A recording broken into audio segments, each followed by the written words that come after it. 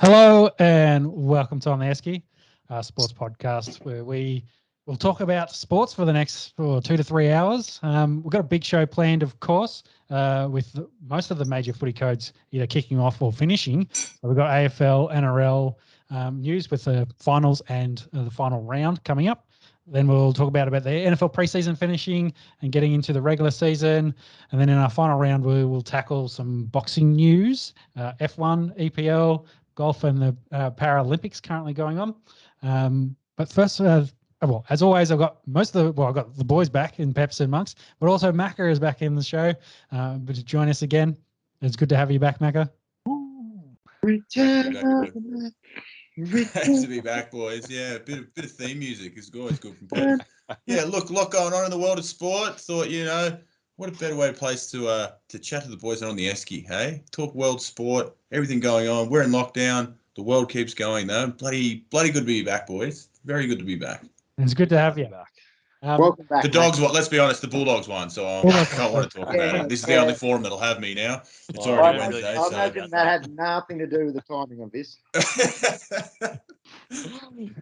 With that, I think we'll kick off. And as always, we like to start off with shout a beer. And Peps, I think I'll go to you first for who you shouting out a beer this week. I'm shouting out Alex Johnston, shouting him a beer. We spoke about it last week that he was nipping at the buds of Nathan Blacklock and Reece Wester and one other bloke. We're tied on 25 for tries in an NRL season, in the NRL era, I should specify. What does Johnson do on the weekend? Goes out and scores a hat-trick. So that record is his now for the NRL era, 27 tries, and he's been rested this weekend, so won't add to that. So 27 club, if you will, for Alex Johnston, holds that NRL era record for tries in a season all by himself. And I think he's safe as well with Adokar getting one last week. It's probably 3 behind, and I think Adokar's dealing with a bit of hamstring or something, isn't he? Yeah, I don't believe Adokar's playing this weekend. But Tommy Turbo hasn't been rested, so I think if he scored about 6, he might be able to get it. So it's not It's not out of the realm of possibility, but I'm fairly confident that record now belongs to Alex Johnston. And look, if he holds it for a week, I'll shout out Tommy Turbo next week. I think we'll all need to shout Tommy Turbo if he gets that record, to be honest. For sure. I'm going way across the other end of the world. No shock, I'm going to the Ravens. This is going to be my forum. I'm going to talk about my teams. That's the only reason I'm back.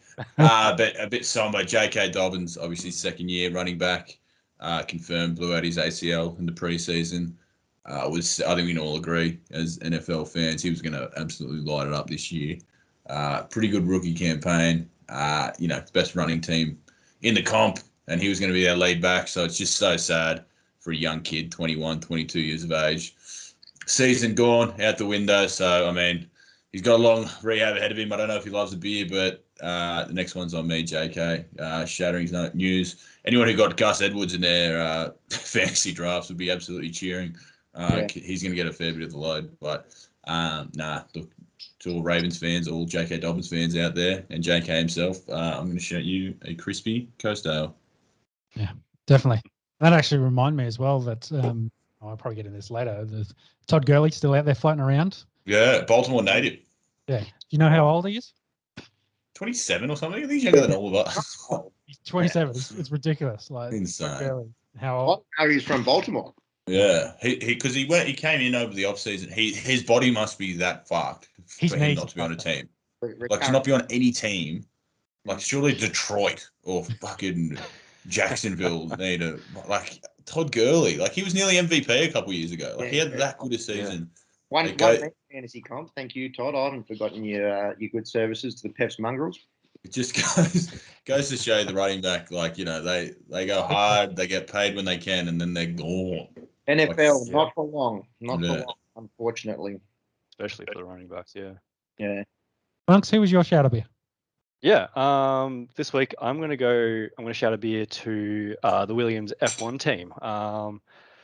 We'll talk a little bit more about the race that happened over the weekend later on in the podcast, but I just wanted to shout the team a beer this week. Obviously, after a wild and wet race weekend where we didn't see too many laps. They scored second, the Belgium Grand Prix.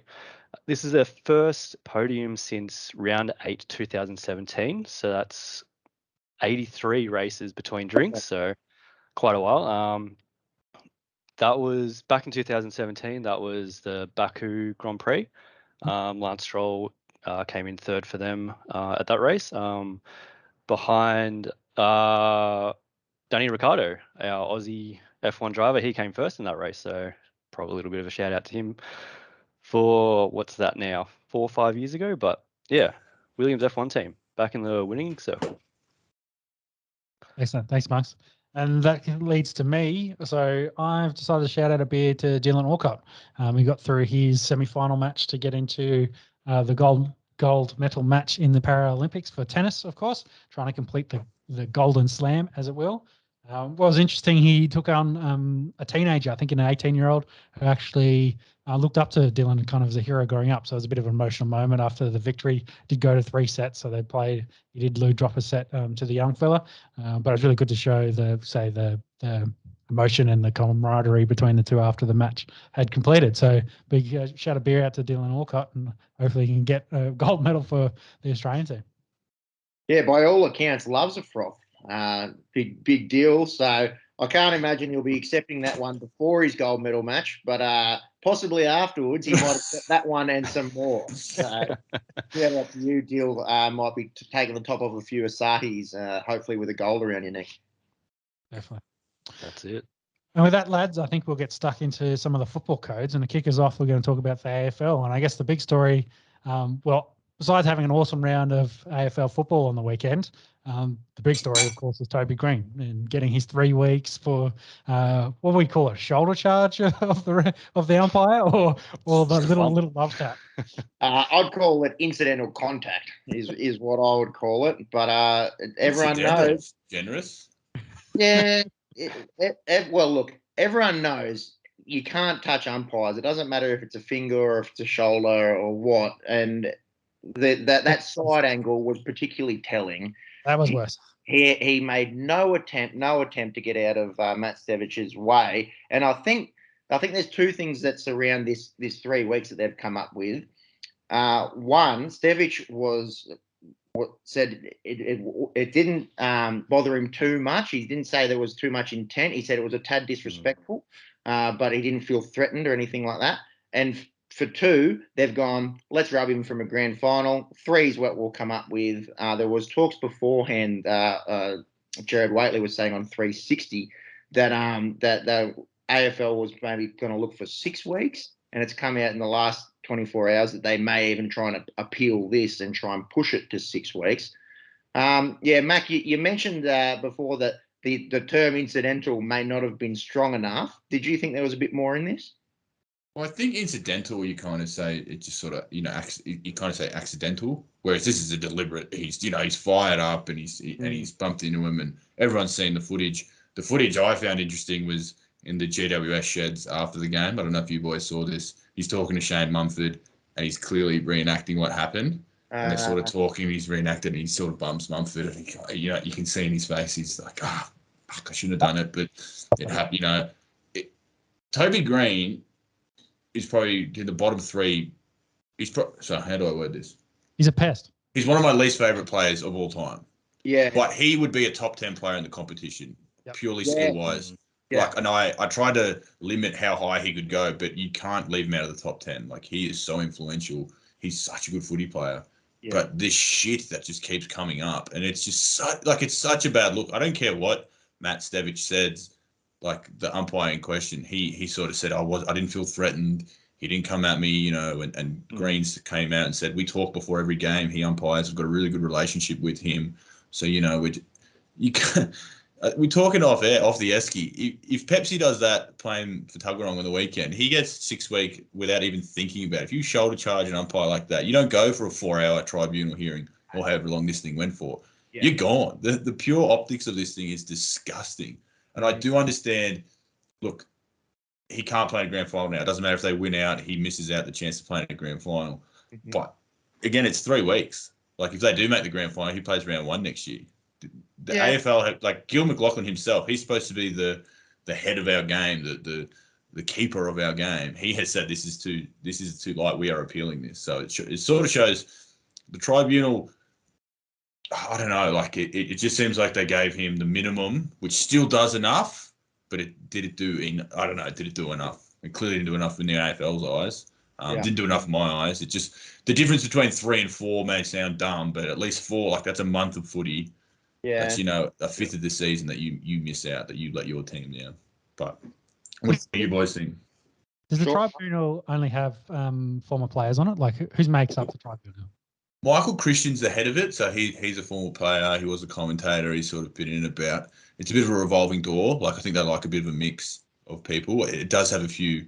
I think they like former players because then you can get the perspective of incidental stuff. But then when it comes to stuff like this, like apparently GWS have the best legal team in the AFL. So anytime they go to the tribunal, actually, like for shit like this, they actually are very good at it. And again, off Esky chat, this was Toby Green's 22nd charge, and he's missed 10 weeks of footy. Like 22 charges for a bloke who hasn't been playing 8 years or something. That's a lot of times to be reported. And it's little shit between wrestling to he's had a couple of eye gouging incidents. He kicked a couple guys in the head. Yep. Like he's pulled hair. He's now bumped an umpire. He's elbow like he's got quite a rap sheet. Like it's not to the stuff of Barry Hall or anyone you'd think about when you think being reported, but it's a lot of times to have to front up in a suit and plead your case. So But obviously they've got a good legal team because he's only missed 10 years. Well, exactly. Strike rate's great. He's averaging half, a fine every time he gets suspended. So, but I mean, it throws GWS out the window. Like the Toby Green legal team. Well, exactly. That's who's funding them these days, really. But it completely, it tells me GWS can't win the flag. The small chances they had, this weekend, like they can't win a game without him, let alone a flag. So he's now going to look his teammates in the eyes and say, it wasn't even something of me throwing my head over the footy and getting something wrong or backing a teammate up. It was a purely selfish heat of the moment. And there's people calling for him to be captain of this club. Like that can't be a captain. That can't be the face of your club. That's what I said. Yeah. The reason I bring up that tribunal question because I wanted to know if they had anyone from, say, an officiating capacity actually sitting on the tribunal to give that voice of reason. Sounds like probably not. Maybe there is, but I would have been interested to see if, that's maybe why the AFL's taken a stance of, hey, the former players that have made adjudicated this, that's not good enough because we want to, again, protect our umpires who are protected species.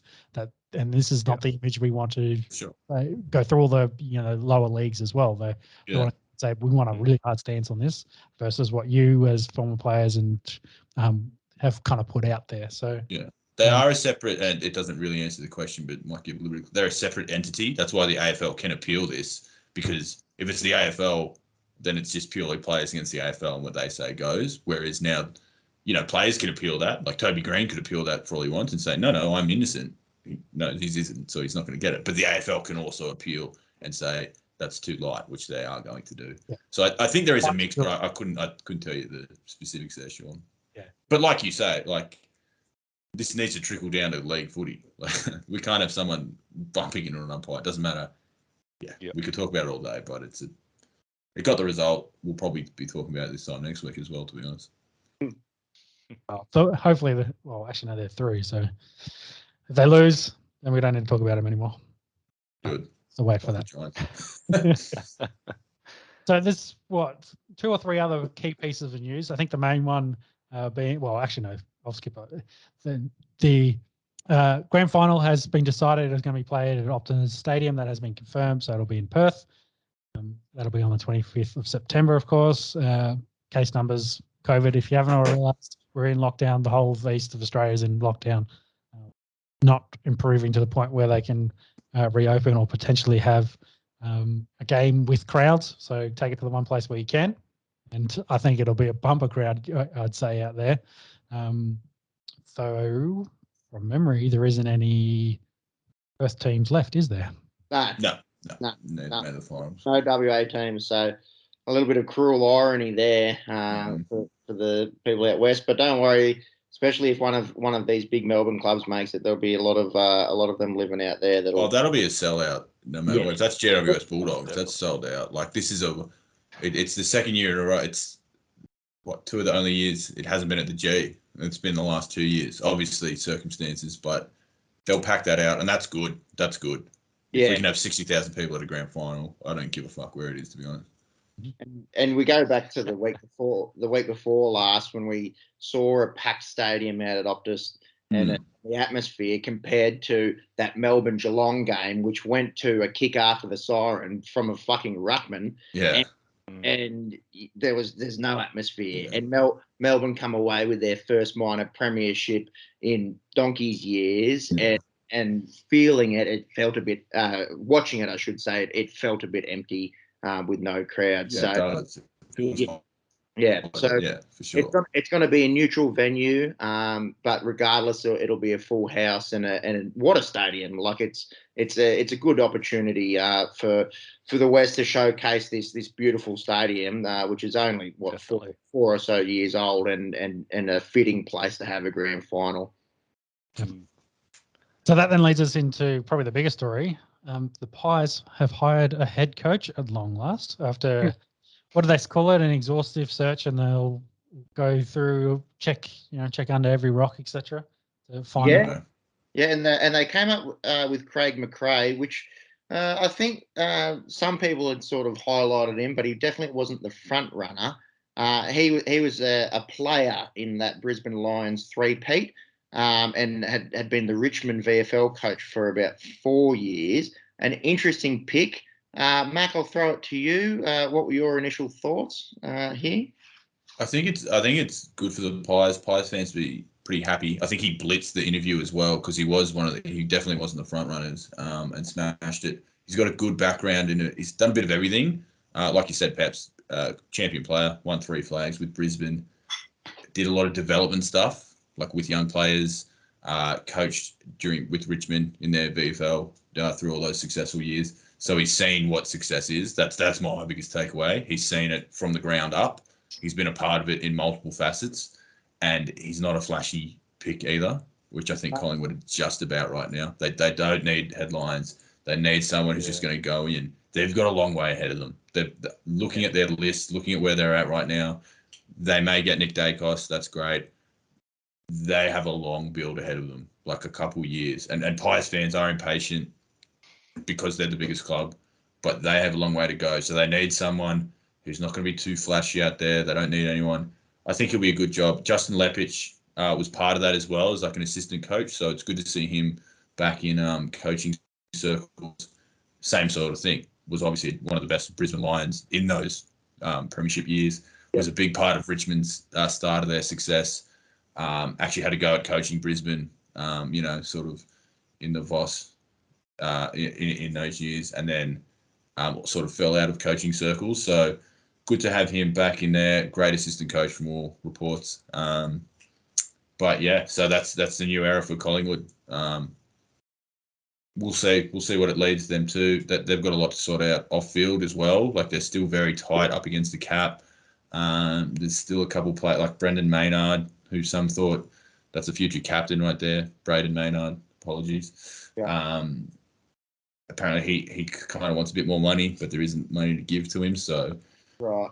There's all this shit about Pendlebury sort of out there, so that they've got a lot to work out. Coach is the first thing. Seems to be a good pickup. Jonathan Brown was talking about him. Apparently, he used to organise all the Mad Mondays and all the footy trips. So he's really done it all. It sounded like there was a bit to that. So I would like to crack a bit open more of Craig McRae. Pretty good name as well, Craig McRae. I'd say the bloke that organises Mad Monday is someone that you will listen to regardless. He knows. Speaking from my own personal experience, I'll play for a bloke that gets around Trip and Mad Monday. Absolutely. Craig McRae. You can't just sort of say McRae or Craig McRae. Craig McRae rolls off the tongue well. So I'll tell you what though, when we mentioned a few of those names already, but that three-peat side, when you think of some of the players that were in that, Alistair Lynch, John Brown, Michael Voss, Simon Black, Jason Ackermanis, Craig McRae. Yeah. Justin Lepich we spoke about before. what a side. No wonder they won 3 in a row. Yeah, and exactly. Coached by Lee Matthews, like that's yeah. Unreal. So, look, big ask for him. We've spoken about it before on the Esky, that the amplifier, the megaphone, if you will, that is coaching the biggest club in AFL football. The microscope will be on him next year, and he doesn't have the best list to work with. So we'll see what you can do, Craig McRae, and see if you're organising a Mad Monday at the end of August or at the end of September. I reckon he's already planning it, to be honest.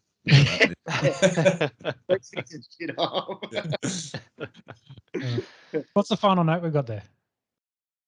Just on Lepich, how just with him. Sorry, that was yeah.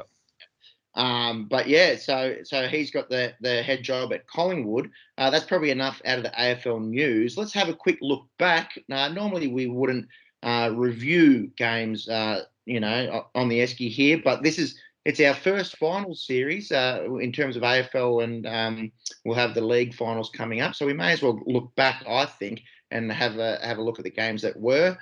Port, they were way too good for Geelong on Friday night in that qualifying final. 20,000 there at Adelaide Oval, so about a third of the capacity. I tell you what, it sounded like a lot more. Especially the way the Power were playing was the usual suspects in Ollie Wines and Travis Goodbloke and Horatio Fantasia with 4 goals.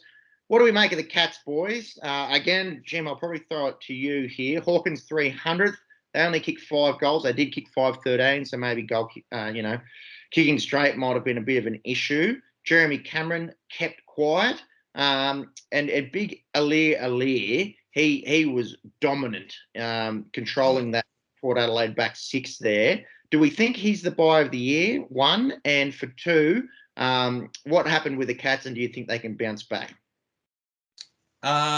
Look, I'll start with Alir because you couldn't take his eyes off him. It was the week he was announced as the All-Australian centre-half back, and I kind of thought, was Jacob Wiedering a bit stiff? And then Alir comes out Friday night. It was the end of the first quarter, and I think he had 4 or 5 intercept marks. Geelong play that long kicking game. They're an old team. That's what they do. They back themselves in one-on-ones, and he was just swallowing everything that was kicked down the line. He was the best player on the ground. When the game was on, he was the most influential, so he would have been the best player on the ground for mine. So Sydney sort of gave him up for chippies, really, but he's slotted in that back line beautifully, and it's allowed, that whole team to sort of set up around him. You can just rely. If it's going in long, half the time, literally is just going to take the mark, let alone spoil it. So, I don't know. That second half wasn't a contest. I turned the game off. They just looked old and slow. I think if you have a older team, you back them in the finals heat to put that pressure on, win that contested ball.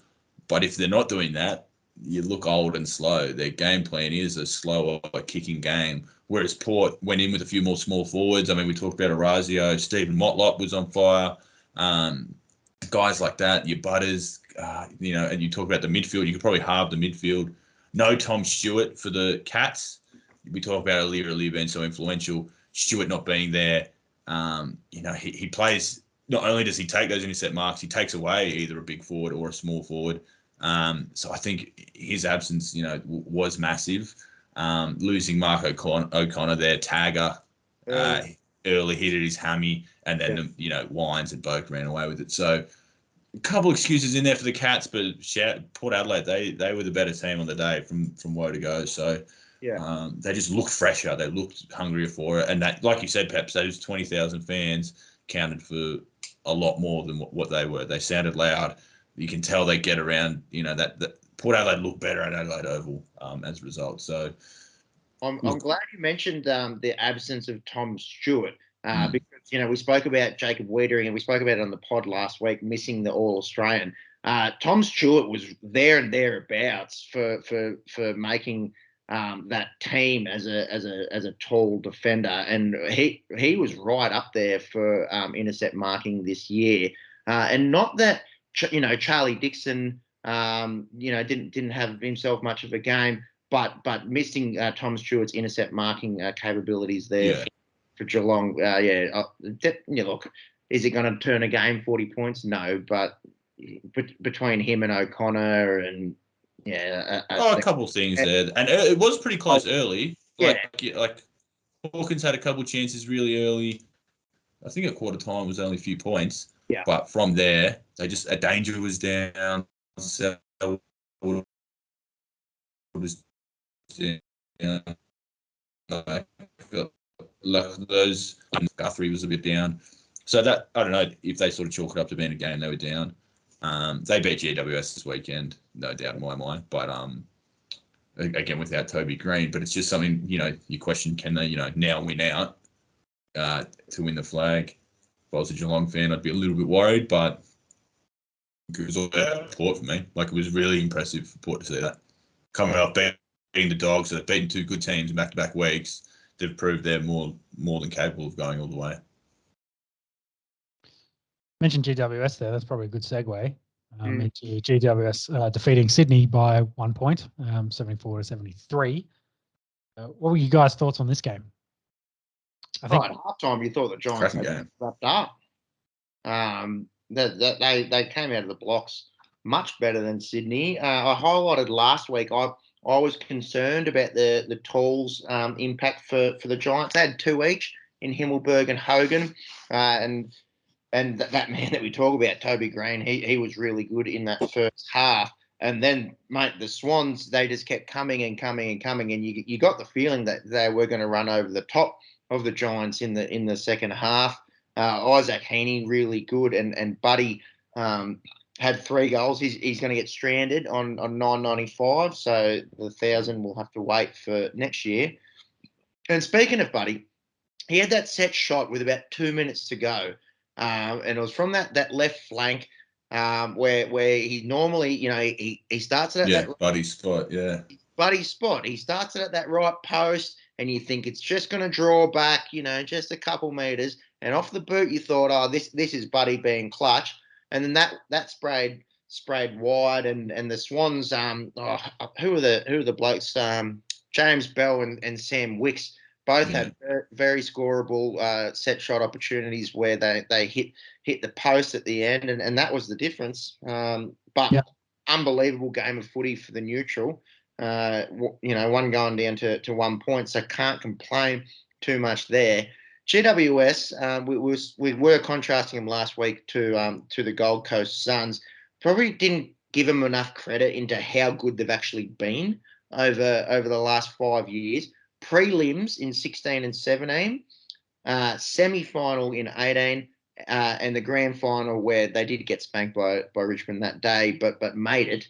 And missed out on the 8 last year, and they're through to another semi-final this week. So credit where credit's due. They're definitely doing something right there out in the west of Sydney. And they did get red hot the last month leading into it, so they're in a good run of form too. Yeah, what we said last week, 4 out of the last 5, so they're 5 out of the last 6. So we will preview this week's game in a sec. But even if we think Geelong are the favourites, that they'll definitely will be backing themselves. Yeah. So then, what do we have? The last game on Saturday was Melbourne taking on the Brisbane Lions. Melbourne too good. I think when they lose McStay early, I think it was the first 5 minutes. Yeah. Signy broken nose, running at training this week though, so hopefully he looks all right. But if he plays this weekend, that is a huge effort, because that looks sickening. Copping Nakia Cockatoo's knee straight to his schnoz there, and was pissing out blood coming off there. It was sickening, wasn't it? God. Yeah, it was gross. And Chris Fagan, they were asking him about selections earlier in the week, and he's going, "Oh well, McStay's been really good for us filling that Hipwood role."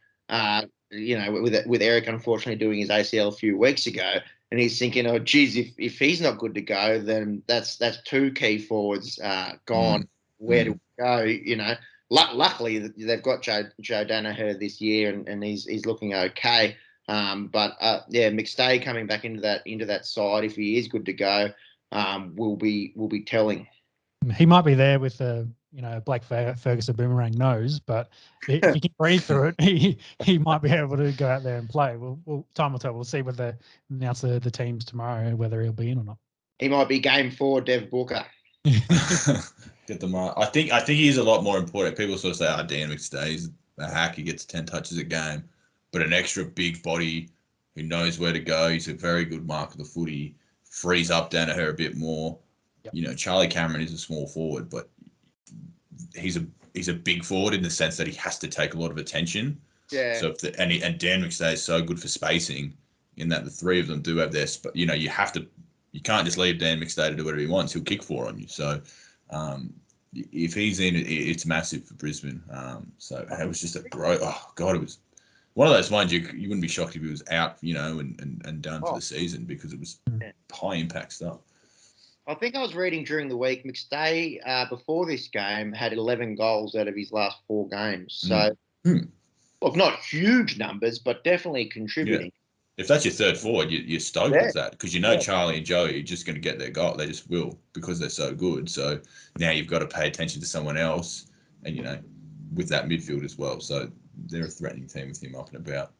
But it was a bit of the Melbourne show, wasn't it? Yeah. Those guys, Gawn, Petrarca, Oliver. Fuck, Oliver's become a jet. Oh, he'll have the Brownlow around his neck, I reckon. Even with even with Gawn, my big thing was Gawn and Petrarca would take votes off him, but then it was a final, so it doesn't matter anyway. But he's turned into just a handball merchant to a damaging player. Like he moves with power through the contest. His kicking's improved so much. He hits the scoreboard, and he still racks up those contested possessions, tackles.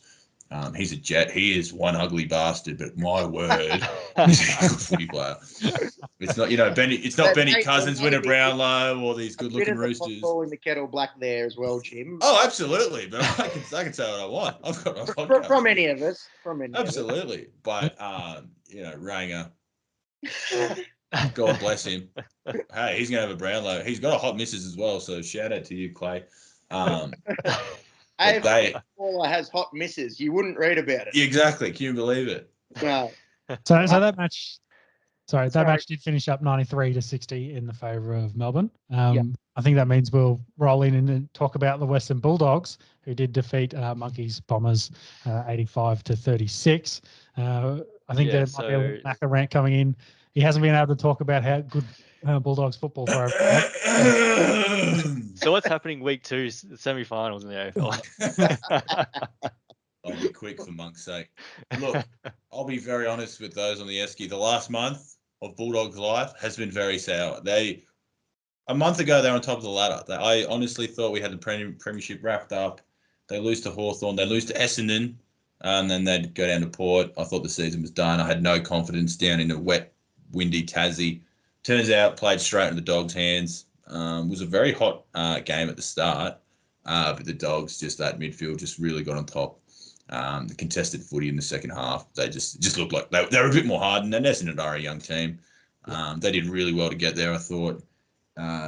Bulldogs are a top 4 team that just didn't make the top 4, if that makes any sense. Like we've sort of set along the journey. There's been 5 teams that we think could win it, and the Dogs were just the team that ended up not being that top 4. So they should have won. They did win. It ended up being a bit more of a blowout than it probably should have been. I mean, Bombers not kicking a goal in the second half. Yeah. That's pretty dominant. Yeah. They tick over 6,200 days without a finals win. Yeah. That'll be 6,500 days now, thanks to the courtesy of the Western Bulldogs. So, look, do I think the Dogs win the flag? Yes, absolutely. Purely in that second half. They played so well. Oh, my God. Ever since Brucey's knee injury, the forward lines just looked out of whack. But look, they beat Brisbane on the weekend. They just will. They should have beaten Port a couple of weeks ago, so they will do that this time. And then look, it'll probably be Melbourne in the grand final. They beat Melbourne about 6 weeks ago. So Dogs, 2021 premiers. You've heard it here first on the Esky, from a purely unbiased opinion.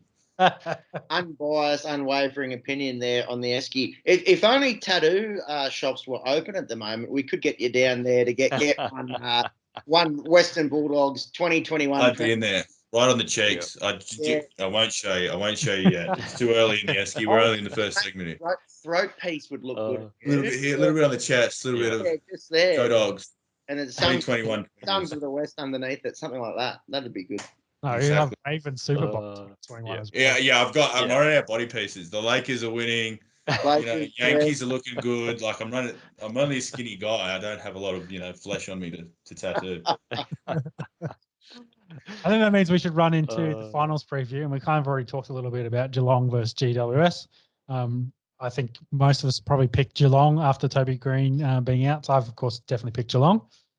Yeah, I've gone the Cats here. We keep writing off the Giants. Like I said, they've won 5 of their last 6. They'll be confident, but look, I think the head says Geelong here for me.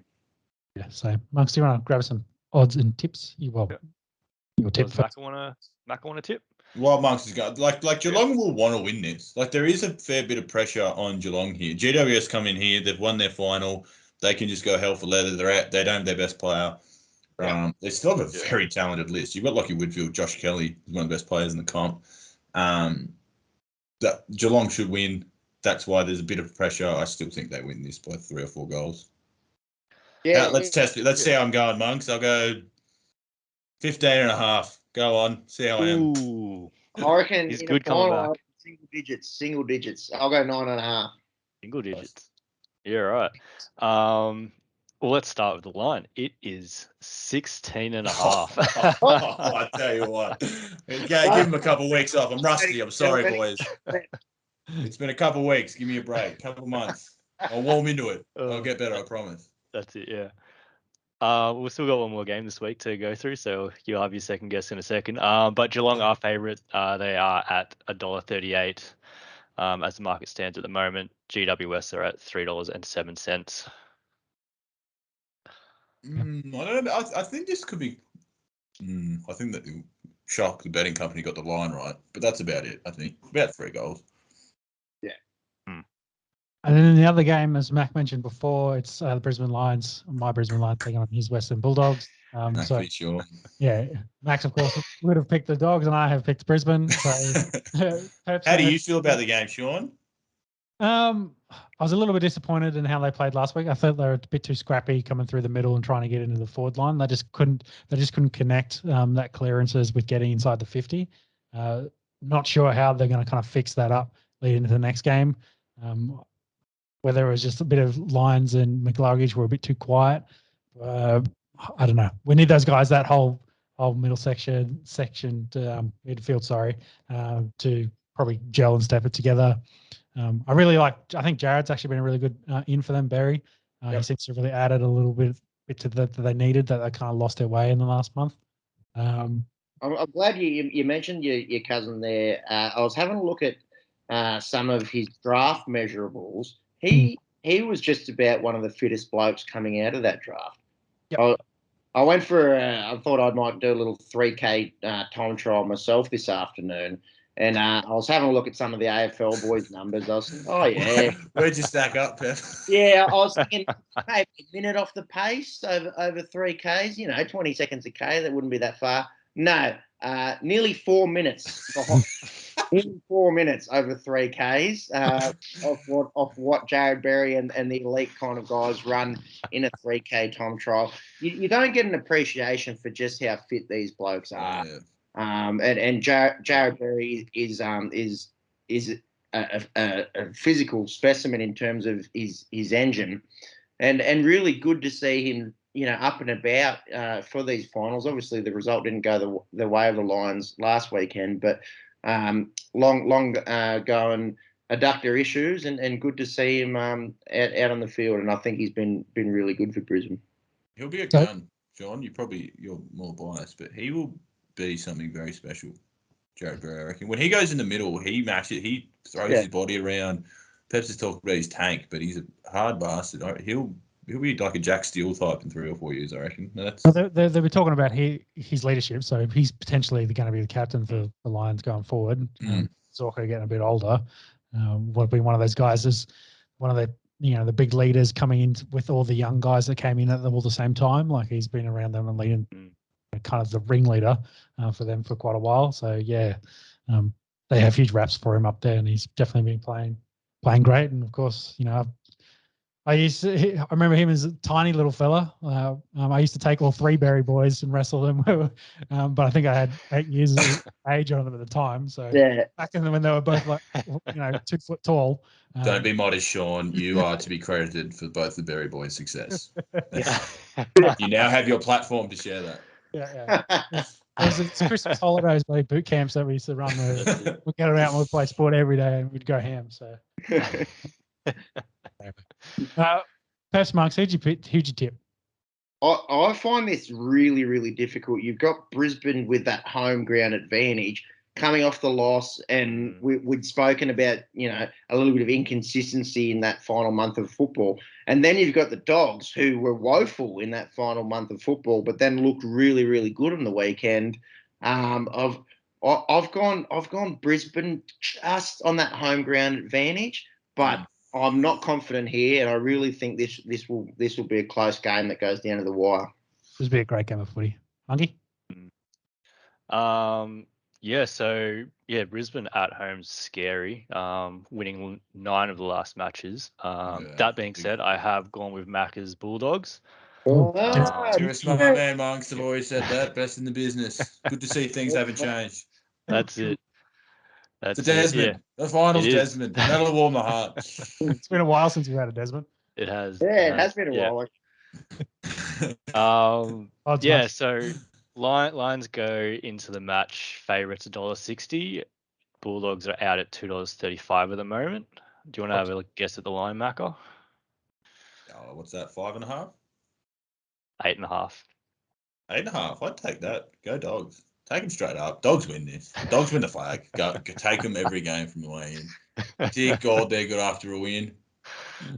That last quarter was party time because they were winning by 4 goals. Essendon had kicked 4 goals. They weren't going to do that. It was just good viewing. It was been a month of shit viewing. It was good. A lot of Essendon fans in my life as well. So it felt good. It felt really good. I like the analogy, actually. A month of shit viewing, much like this podcast. And now tonight, it's all back. It's good to go. You're clicking at the right time. There's a lot of sport to talk about, so we bring it up. No, it's good. AFL Finals, how good? Yeah, it is good. So speaking of sport, that will wrap up AFL segment for this week, and means we got to get stuck into the Bumhole League, being the NRL. So to kick off the NRL news, we have to talk about Latrell. That's probably been the biggest story coming out during the week. He did cop 6 weeks for his thickening shot on Joey Manu. What did you boys think of this? Besides the fact that Joey needed 3 plates inserted in his cheek and needed surgery, and it looks, they're worried about both eye socket and cheek, and it looks like he's had significant injuries all around that area. And then, of course, we had Trent Robinson coming afterwards, getting stuck in, speaking truth, and then, of course, getting fined $40,000 for it. Went after the match officials, went after the bunker, the blunder bunker. I think it's, is it Henry Perinara? Yep. Got stuck into him, and I think he might end up taking a bit of a fall for this because he also, he's been dropped from the the reffing ranks for some of his lapses, and now he's getting roasted in the bunker. So I'm not sure if he's too long. But let's start with Latrell. What did you boys think of the contact and the hit? What were your thoughts on that? It's interesting that we just spoke about Toby Green. When we talk about a 6-week suspension and a 3-week suspension in sport, this is what comes to mind. When you go in there and you're reckless and it's high contact and you rub a bloke for the rest of the year, that's where I think the 6-week card should be played. Different circumstances, with one being a player, one being an umpire.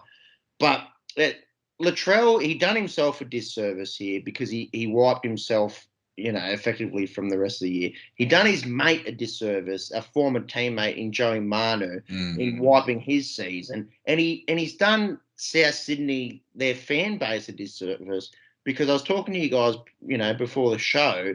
We were kind of umming and ahhing if South, could actually bother a Melbourne or possibly a Penrith. And without Latrell, I just don't see it happening. So it's a brain snap. He's got a history of brain snaps, and I think the punishment suits the crime here.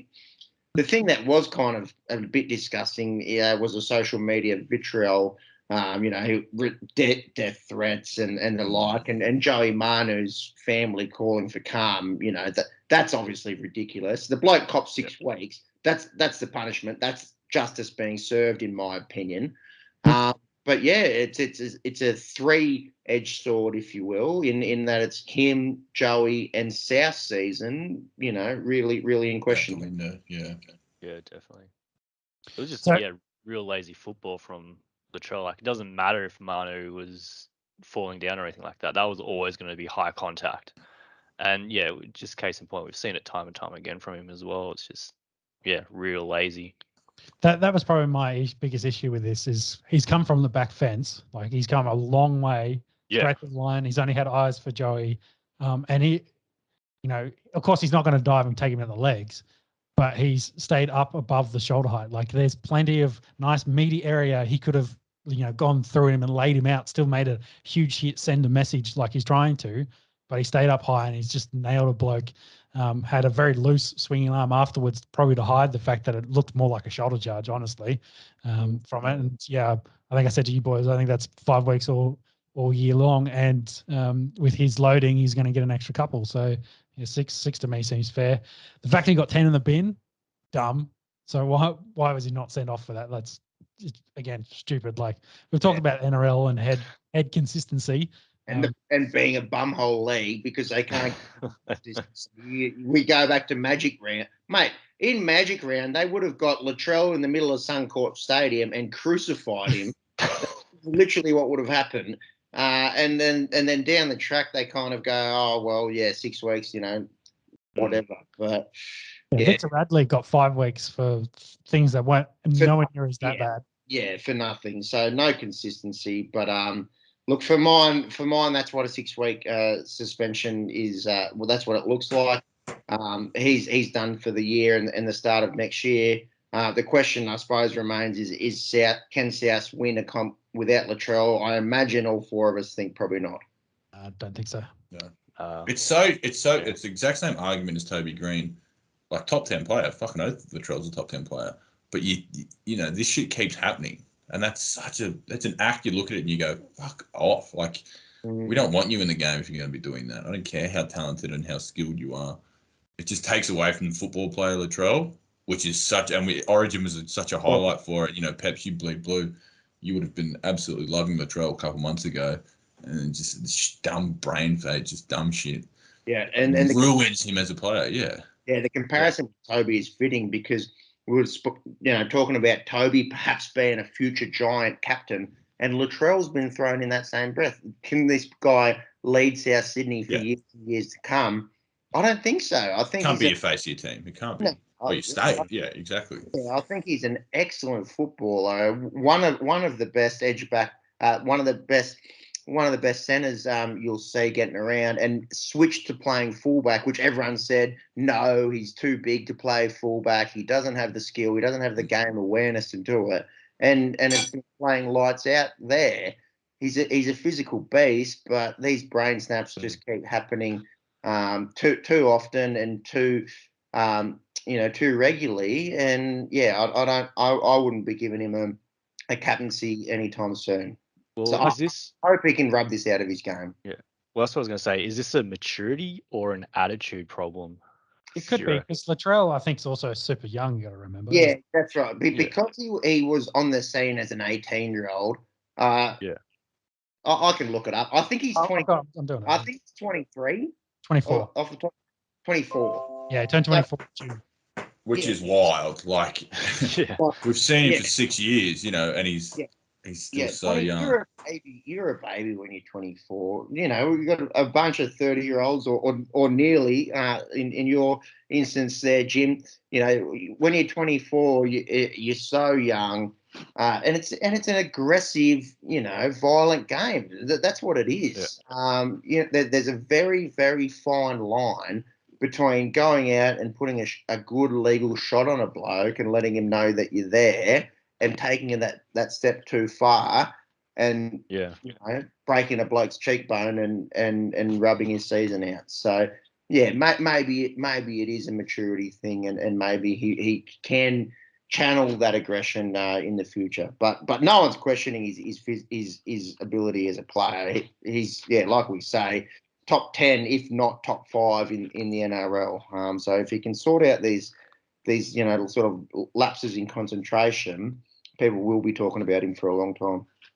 What's also interesting, and probably the final point on this, is next season they usually do the Souths versus Roosters game early in the season, like within the first month. So often round 1. Yeah, so depending on how Souths go and whether they push it out to like round 3, Latrell's first game back could be against Roosters. Yeah. We'll see what happens.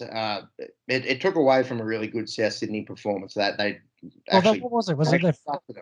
Yeah, it was 50 points to something by that point. They were so far ahead, and with a couple of minutes to go. Yeah, well, and that kind of adds to it. I don't want to harp on it too long. Maybe this is the final point. They had the game done and done. Like they were going to win. There's no need. They were going to win comfortably. It's not like the first few minutes of Origin where you're trying to set the tone. So yeah, dumb. Let's talk about something that I suppose it's bittersweet, but let's celebrate the career of Josh Morris. What a bloody legend. He said his body's telling him it's time. Obviously, brother Brett went down with the ACL earlier in the year. Josh was saying he's had problems with his calf, his hammy, his lower back. He wants to launch a beer. The Cattleman's Lager, we'll keep an eye out for that. Maybe if they want to sponsor an up-and-coming podcast, they can get in touch. 322 NRL games, nothing to sneeze at there. No. 15 games for New South Wales, 6 for Australia, and 157 tries. That has him 10th of all time. And as it stands, him and his brother are both in the top 10 try scorers of all time. Yeah, I think he also said, cool. With retiring with his brother, they both came into the league at the same time. They both leave it at the same time. It's kind of very poetic and fitting. I'd hate to do it. Who was the better twin? Oh. Wait, which one was which? they look identical. They are. Funny that. No, Joseph, you can have identical and non-identical twins. You can, and these two are identical. Hence, them looking identical. I'll break it down to you to the biology section. I think biology's just after the Formula One tonight, Pep. So yeah, I've got a minute too. Look, Sean, if you want an answer, I suppose if you look at the numbers, you probably say Brett, because more tries, more premierships. Also, didn't play for the Canterbury Bulldogs for half his career, so that kind of helps. Yeah, that helps, yeah. But both ripping blokes, and wishing them both the best in their retirement. Yes, definitely. I agree. And yeah, I just wanted to put you guys on the spot with the Morris question. I didn't really care about the answer. Overall, with the two together. Very awkward question when a bloke's retiring and you want to compare him to his brother straight away. Yeah, not even his brother. How much better is his brother than him? What a shit career he had. He wasn't even the best player in his family. Yeah. That's the real Matthew Johns, Mark Wall vibes about this. Bingo. Yeah. We don't forget that their father as well, it's Steve Morris. Slippery. Yeah, maybe he's better than both of them. Who would have known? Hard to compare eras. Yeah. What we can talk about is this expansion bid. We were kind of alluding to it last week, but it did seem that the Ipswich Jets and the Firehawks, who's a East Brisbane Tigers backed club, they were looking at a merger. They couldn't come to terms. East wanted more control. Jets wanted a 50-50 circumstance. It's fallen through, and it looks like the Dolphins are the front runners here. Sean, what did you hear about this? Yeah, I think you summed it up. There was talk that the Jets and the Firehawks might not be able to get their bids across against the very strong Dolphins bid from Redcliffe. So because they have, they've got the massive money and the assets and that whole Sunshine Coast market. So, potentially, hey, let's create a super bid and try to outbid them. But as you say, the power brokers at B couldn't come to agreement for it. So they're going to have to go separate bids. So there's still the 3 bids going for the expansion team. but it does make the Dolphins, the Redcliffe, very much the favourites for this. And of course they've got an awesome stadium up there. They played I think 2 back-to-back games there in the last round. So they've kind of shown that it can definitely take an NRL club. It's got good following. So at this stage, I think, it's probably Redcliffe's to lose. Yeah, from all accounts, they're the ones that have the coin.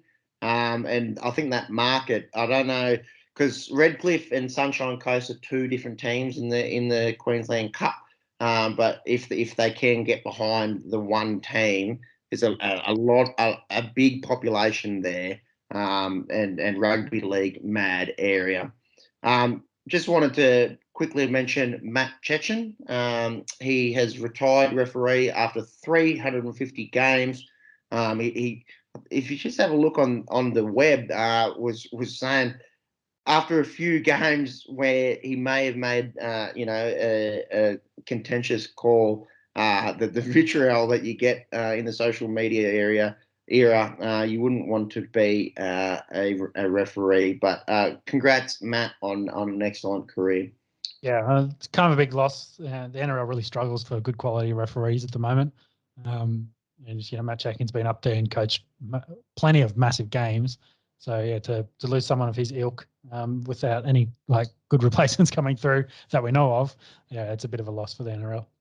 Yeah, when you ask anyone that sort of knows a bit about refereeing, they tend to think that he's one of the better guys getting around in the league at the moment. So we'll be sorely missed, that's for sure. Anyways, boys, round 25. We got there. Yeah. We got there. We speak at length about how long this season is. There's 3 teams duking it out for 8th. The rest of the top 8 seems like it's pretty set. Massive game tomorrow for the Canberra Raiders against the Sydney Roosters. The Raiders trying to vie in, for a spot in that top 8.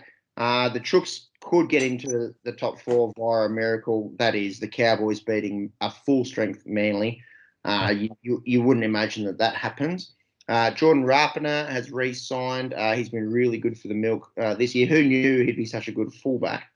And the Chooks, Ricky and the Raiders boys won't be too happy to hear that the likes of Crichton, Roy Hargraves, and the man that's retiring in Josh Morris will all be back this week. Monks, if you wouldn't mind bringing up some odds, I'm going to go. Yep. I'm going to go with the hometown. I'm going to go with the Milk. That's sort of my second team, I guess, if you will. So I'll say that begrudgingly. But to be honest, I'd rather see them in the top 8 than Cronulla. They've got a lot to play for here. Even with that cattle coming back for the Chooks, I've gone them. What do we think here, boys?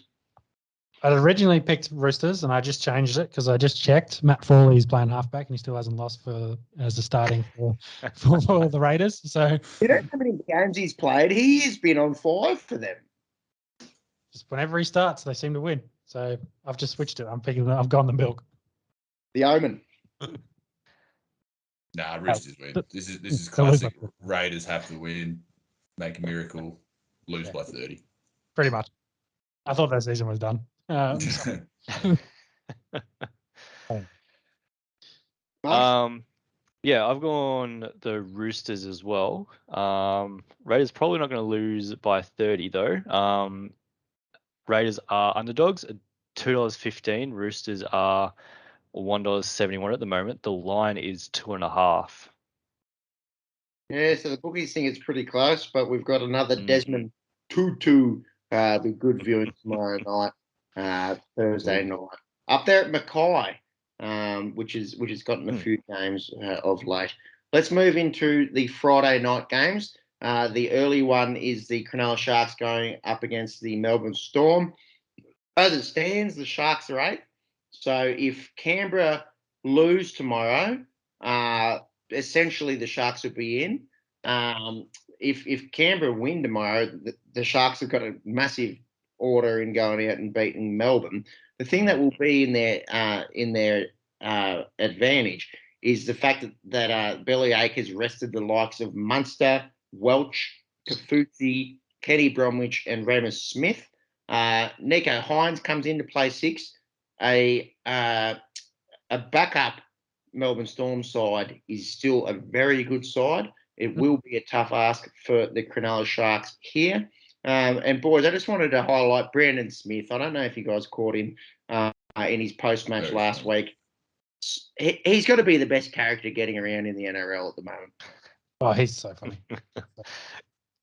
Which is probably a good point that I also wanted to make here, that if both teams lose, it's probably then on Melbourne. The Milk need Melbourne to put 50 points on the Sharks to get them the better points differential, so they'll sneak in by 1 point. Oh, so they're on the same points. Yep. Oh, I thought Sharkies had 2 points. Right. We'll get to that in a second. If both teams lose, then the Gold Coast Titans will be licking their lips because they could possibly go in with a win. Ooh. So if they win, they'll be tied, and they'd have a better points differential than the Raiders, but worse than the Sharks. Again, they would need the Sharks to lose by at least 20 points to make it in. So, but if they win, if they win by 10, the Sharks lose by 10. Yeah. So it's definitely possible, and I think they want Melbourne. For any of both those teams, I think they want Melbourne to put a massive score on the Sharks, which they could potentially do even with the backup side. I think after last week, I'm expecting the Storm to come into this red hot, having got a G up, even if it's the backups from Craig. You'll have these guys raring to go. Agree. I think the Storm, even with 6 blokes sitting on the pine, I think they win this quite comfortably. I assume Mac has gone Storm. Oh yeah, and if they didn't lose last week, I'd actually think Cronulla, but they'll win this by 20. Yep. Yeah, I've gone Storm as well. They are favourites $1.37. Cronulla is at $3.10, and we've got a line of 8.5. Yeah, I'd take that. Storm win big all day, every day. Let's keep it 13 plus. So the next match, we then got the Pretenders taking on Penrith, being Parramatta in 5th, taking on 2nd place, Penrith. What do you think of this cracking battle of the West here? Para, of course, did stun Storm last week. What are you guys thinking? Yeah, have you looked at their team? I'm looking at it now. Paulo out with suspension. Yeah. They're resting a whole bunch of blokes. Gutherson. Papali, both Browns, Mitch Moses. Do you know what that is? That's the Parramatta putting up the white flag. That's what that is. That's saying, you know what, 5th is pretty good for us. We're pretty good with 5th. We'll rest up the boys and we'll have one of those Cronulla or Canberra or Gold Coast types next week. This week we've given up. I just had a little sneak peek at the odds. The odds reflect that. I just want to give a little shout out to Brian To'o. He was 1 week back last week from a syndesmosis. To'o doesn't give a fuck. 295 run meters, 8 tackle busts, and a meat pie. That man is just different. Bloody good player. Kickout also had a blinder. I think Penrith win this comfortably.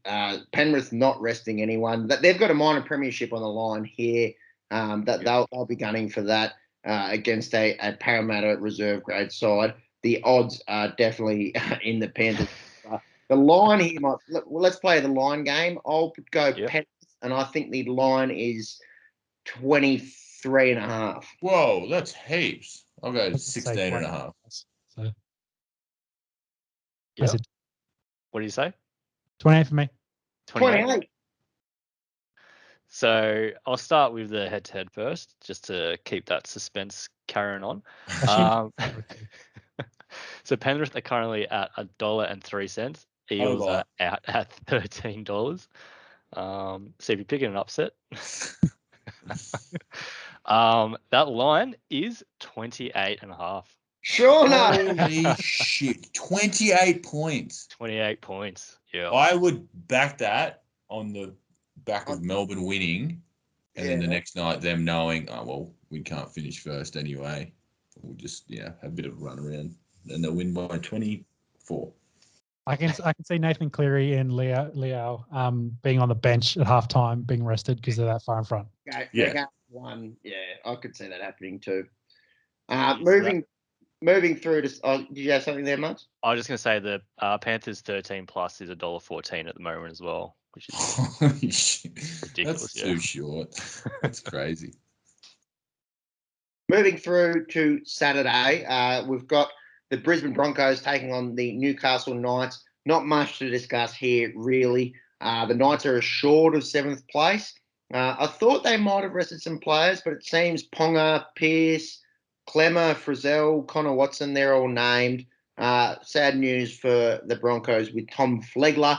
I think he got an origin off the bench in game 3. He got suspended for 4 games, so he'll miss this one in the start of next year. The Knights signed Dragon Adam Clune, 2-year deal starting next year. There's a lot of speculation as to where Mitch Pearce might be going. He's off contract, and a lot of clubs throwing some money at him. So it'll be interesting to see what happens there. Alas, that's for the off season. Not much to play for in this game. We won't dwell on it too much. I think Newcastle still win this, but who really cares? They're going to finish 7th. The Broncos are going to finish 15th or 14th. Newcastle, for me. Yep. Yeah. Newcastle all round. They are favourites, $1.71. Brisbane at $2.15 at the moment. Expecting a close game with a line at 2.5. Closer than I thought. Outstanding mustache on Monks. I think that's gone missing the first little bit. Looks outstanding, my man. Yeah, right. I'll take outstanding. That's strong. That's a strong mow. It's a good mow. I've told him to grow it out to the wedding next year, so it's another 12 months away. Oh, yeah. Get that down to the nipples. Yeah. Well, after 12 months, it might actually look like a moustache. And who backs Dragons loses. Isn't that the old, the Asian conundrum? They don't have a single whisker, and then all of a sudden, just poof, Confucius. Fu Manchu. That's it. Wait for that day. It all migrates from north down to south. That's right. That's right. Confucius say, "Man who go to bed with itchy bum, wake up with smelly finger."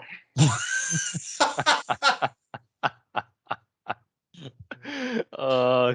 The next game of footy, Cowboys taking on Manly. We did talk about last. We all picked the Dragons, and then we said, "Hey, that's the curse. The Cowboys will break their 10-game losing streak against the Dragons." Of course, what did they do? They won that game. So they won their first games.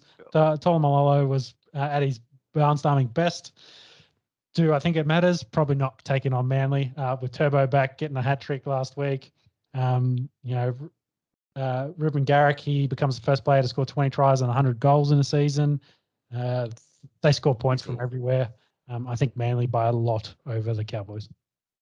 Yeah, interesting here that Desi hasn't rested any of these stars. They want to finish 4th. They don't want to slip up here and get themselves the double chance. Not much to talk about in terms of tipping this. A full strength Manly that want to get into a good rhythm going into finals. They should win this comfortably. I've gone to Sea Eagles here.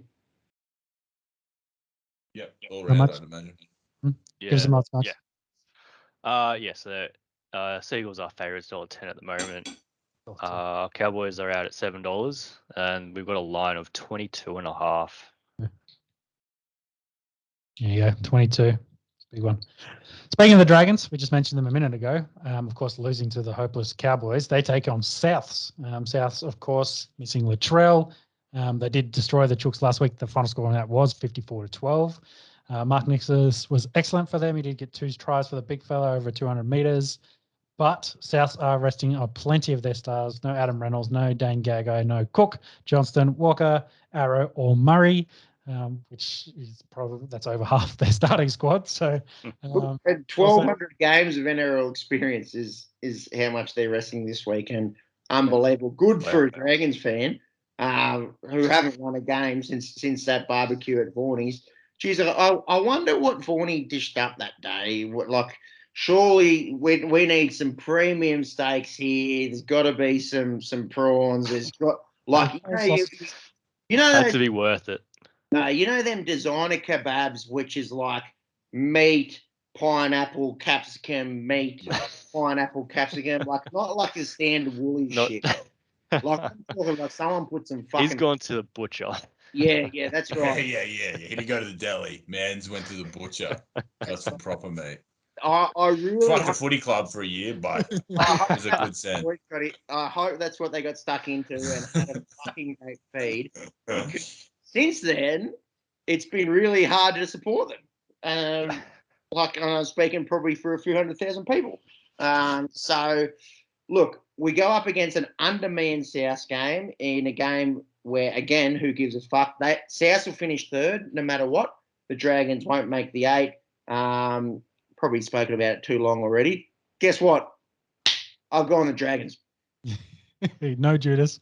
No Judas. We talk about Parramatta being a reserve grade side this weekend. This is a reserve grade side for South. So I've gone the Dragons, but this game has no implications for the finals.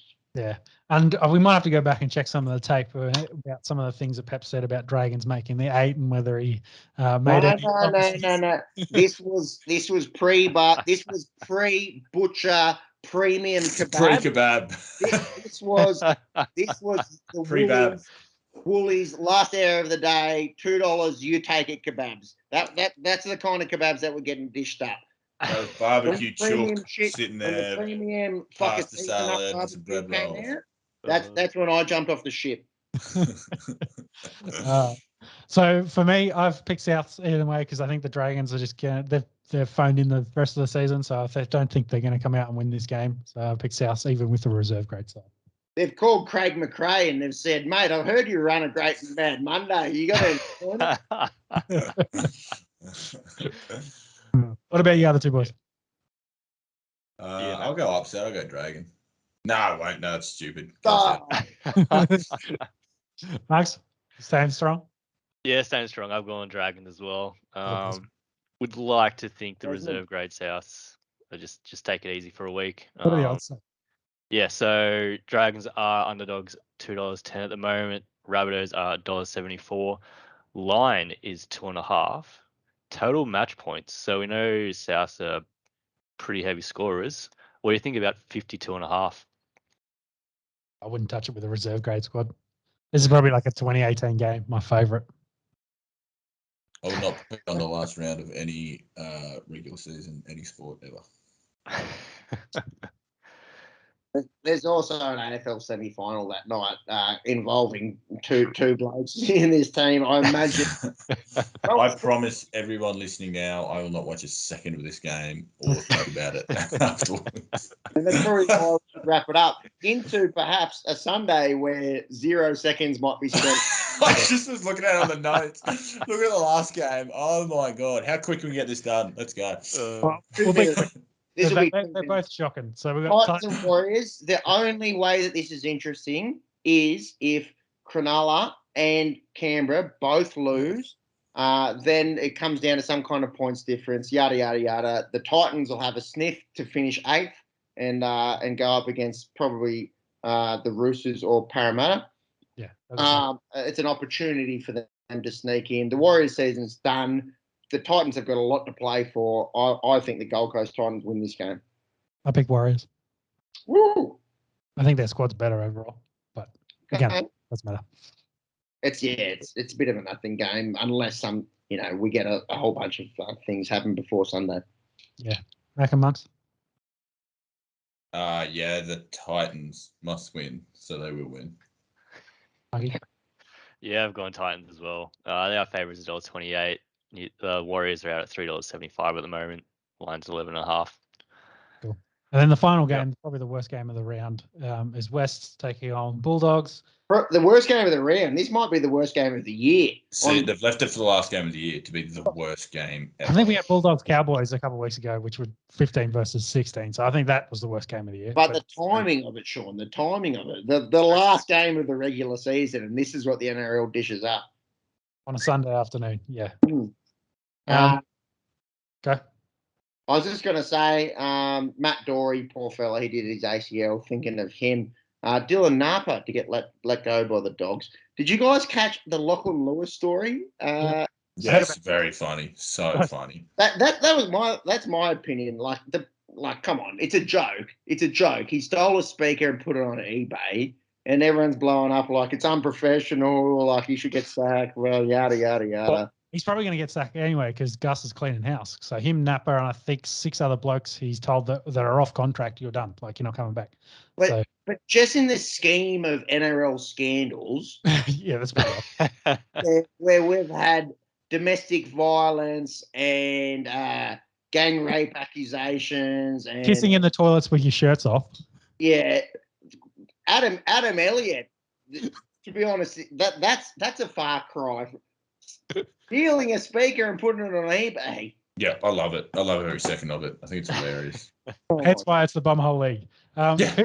Who did we pick so we can finish this up and move on? I've gone West. Yes, I picked Tigers. Yeah, Tigers here. Who gives a fuck? I tip West Tigers purely because the Bulldogs will finish 2-22. Shout out Desmond and Richie. Oh, yes.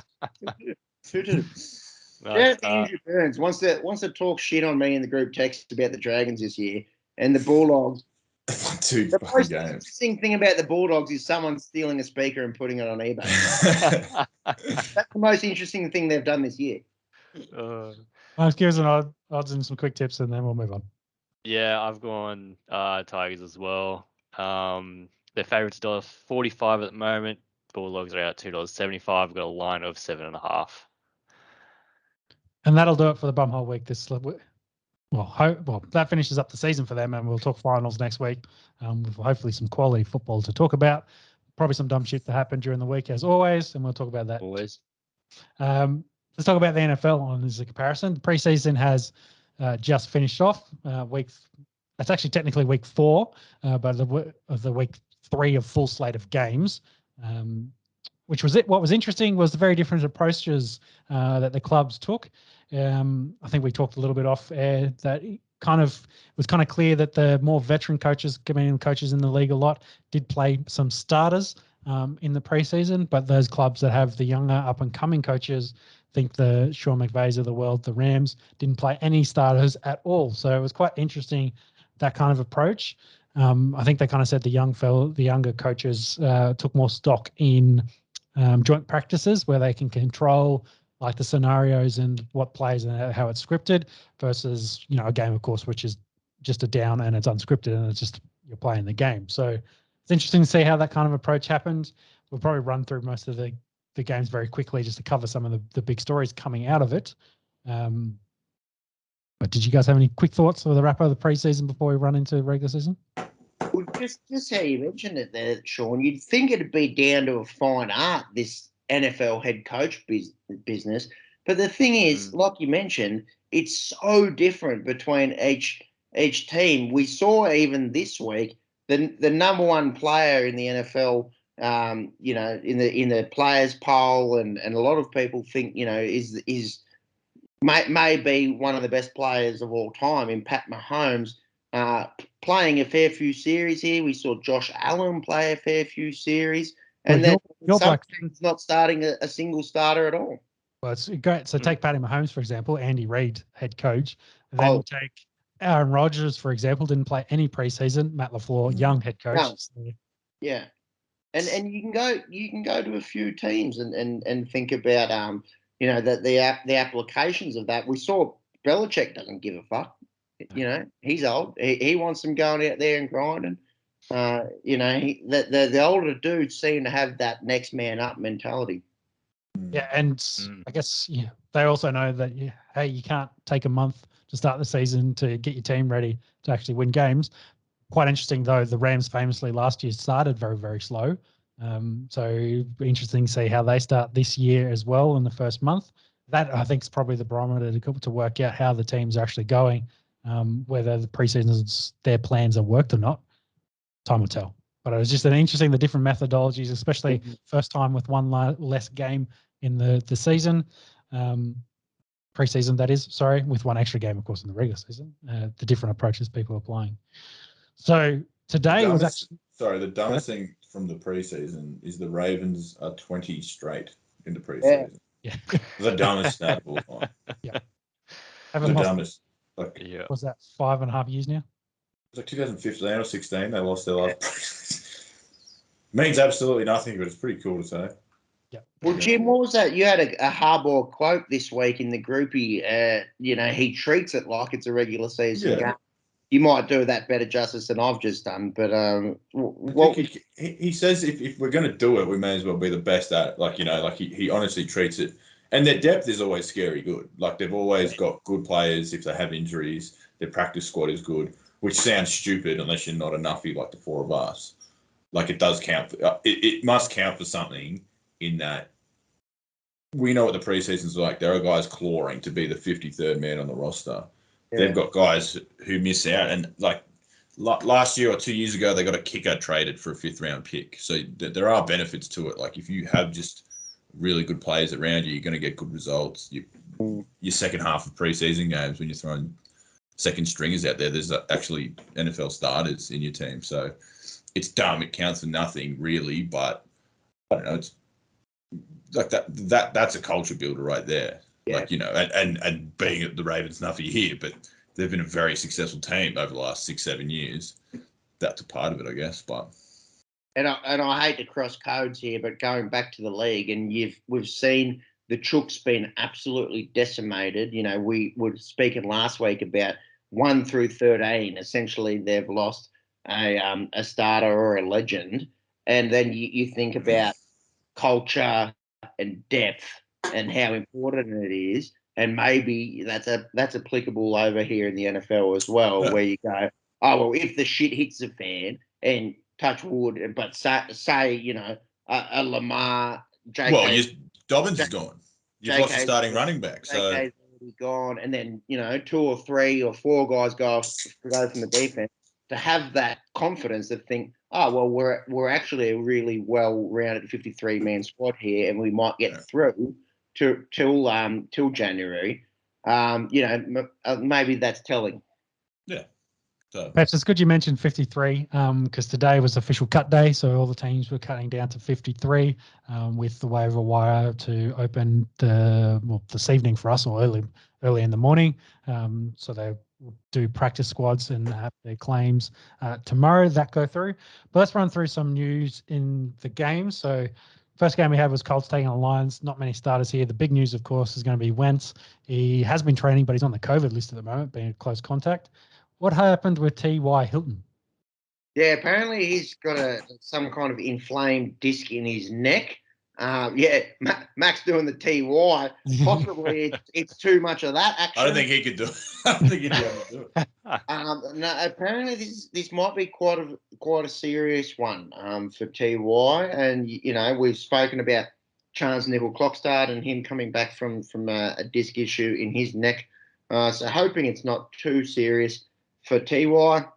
And then the big one, Wentz looked like he was going on the road to recovery, and then there's been a close contact with a COVID positive case. The thing here with Carson is there was a big question mark around week 1 if he'd be able to come back anyway because of his foot. So maybe this isn't the worst thing ever. It maybe they just an extra rest. Maybe they just put a line through him. Jacob Eason's looked okay. Maybe he goes and takes week 1, and then once you look at him coming back in week 2 or week 3. But it's been quite remarkable, the recovery of both Wentz and Nelson coming back from these foot surgeries, which were like 5 weeks ago. So that's probably the big news out of that one. Moving into the Panthers and the Steelers, Sam Darnold played a lot and played very well for Carolina here.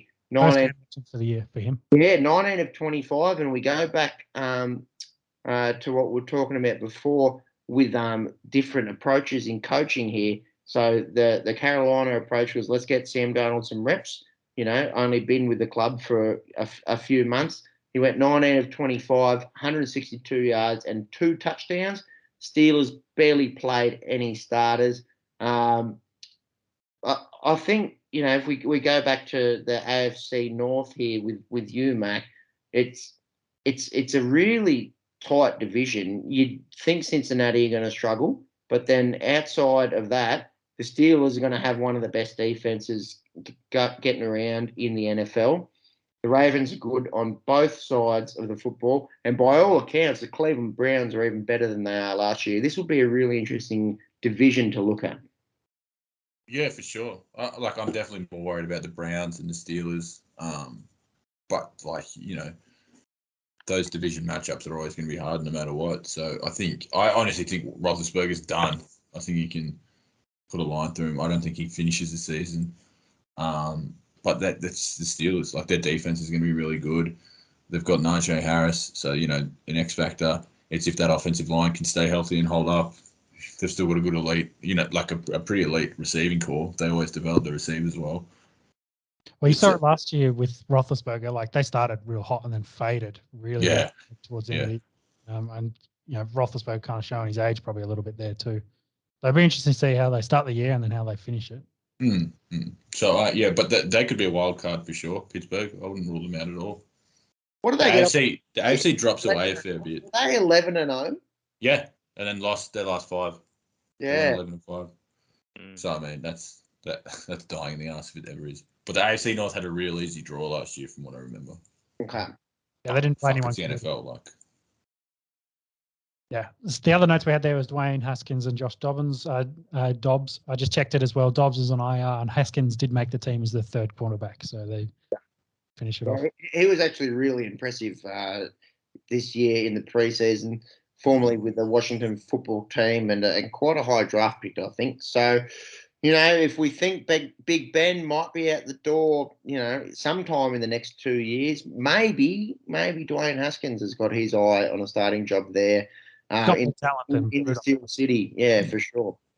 Eagles and Jets, we don't want to draw too much on this one. It was a drawn game, which means the Jets go undefeated through the preseason. If we take a page out of the Ravens book, maybe that means something. If we take a page out of the season implications, I don't think that'll throughout the season.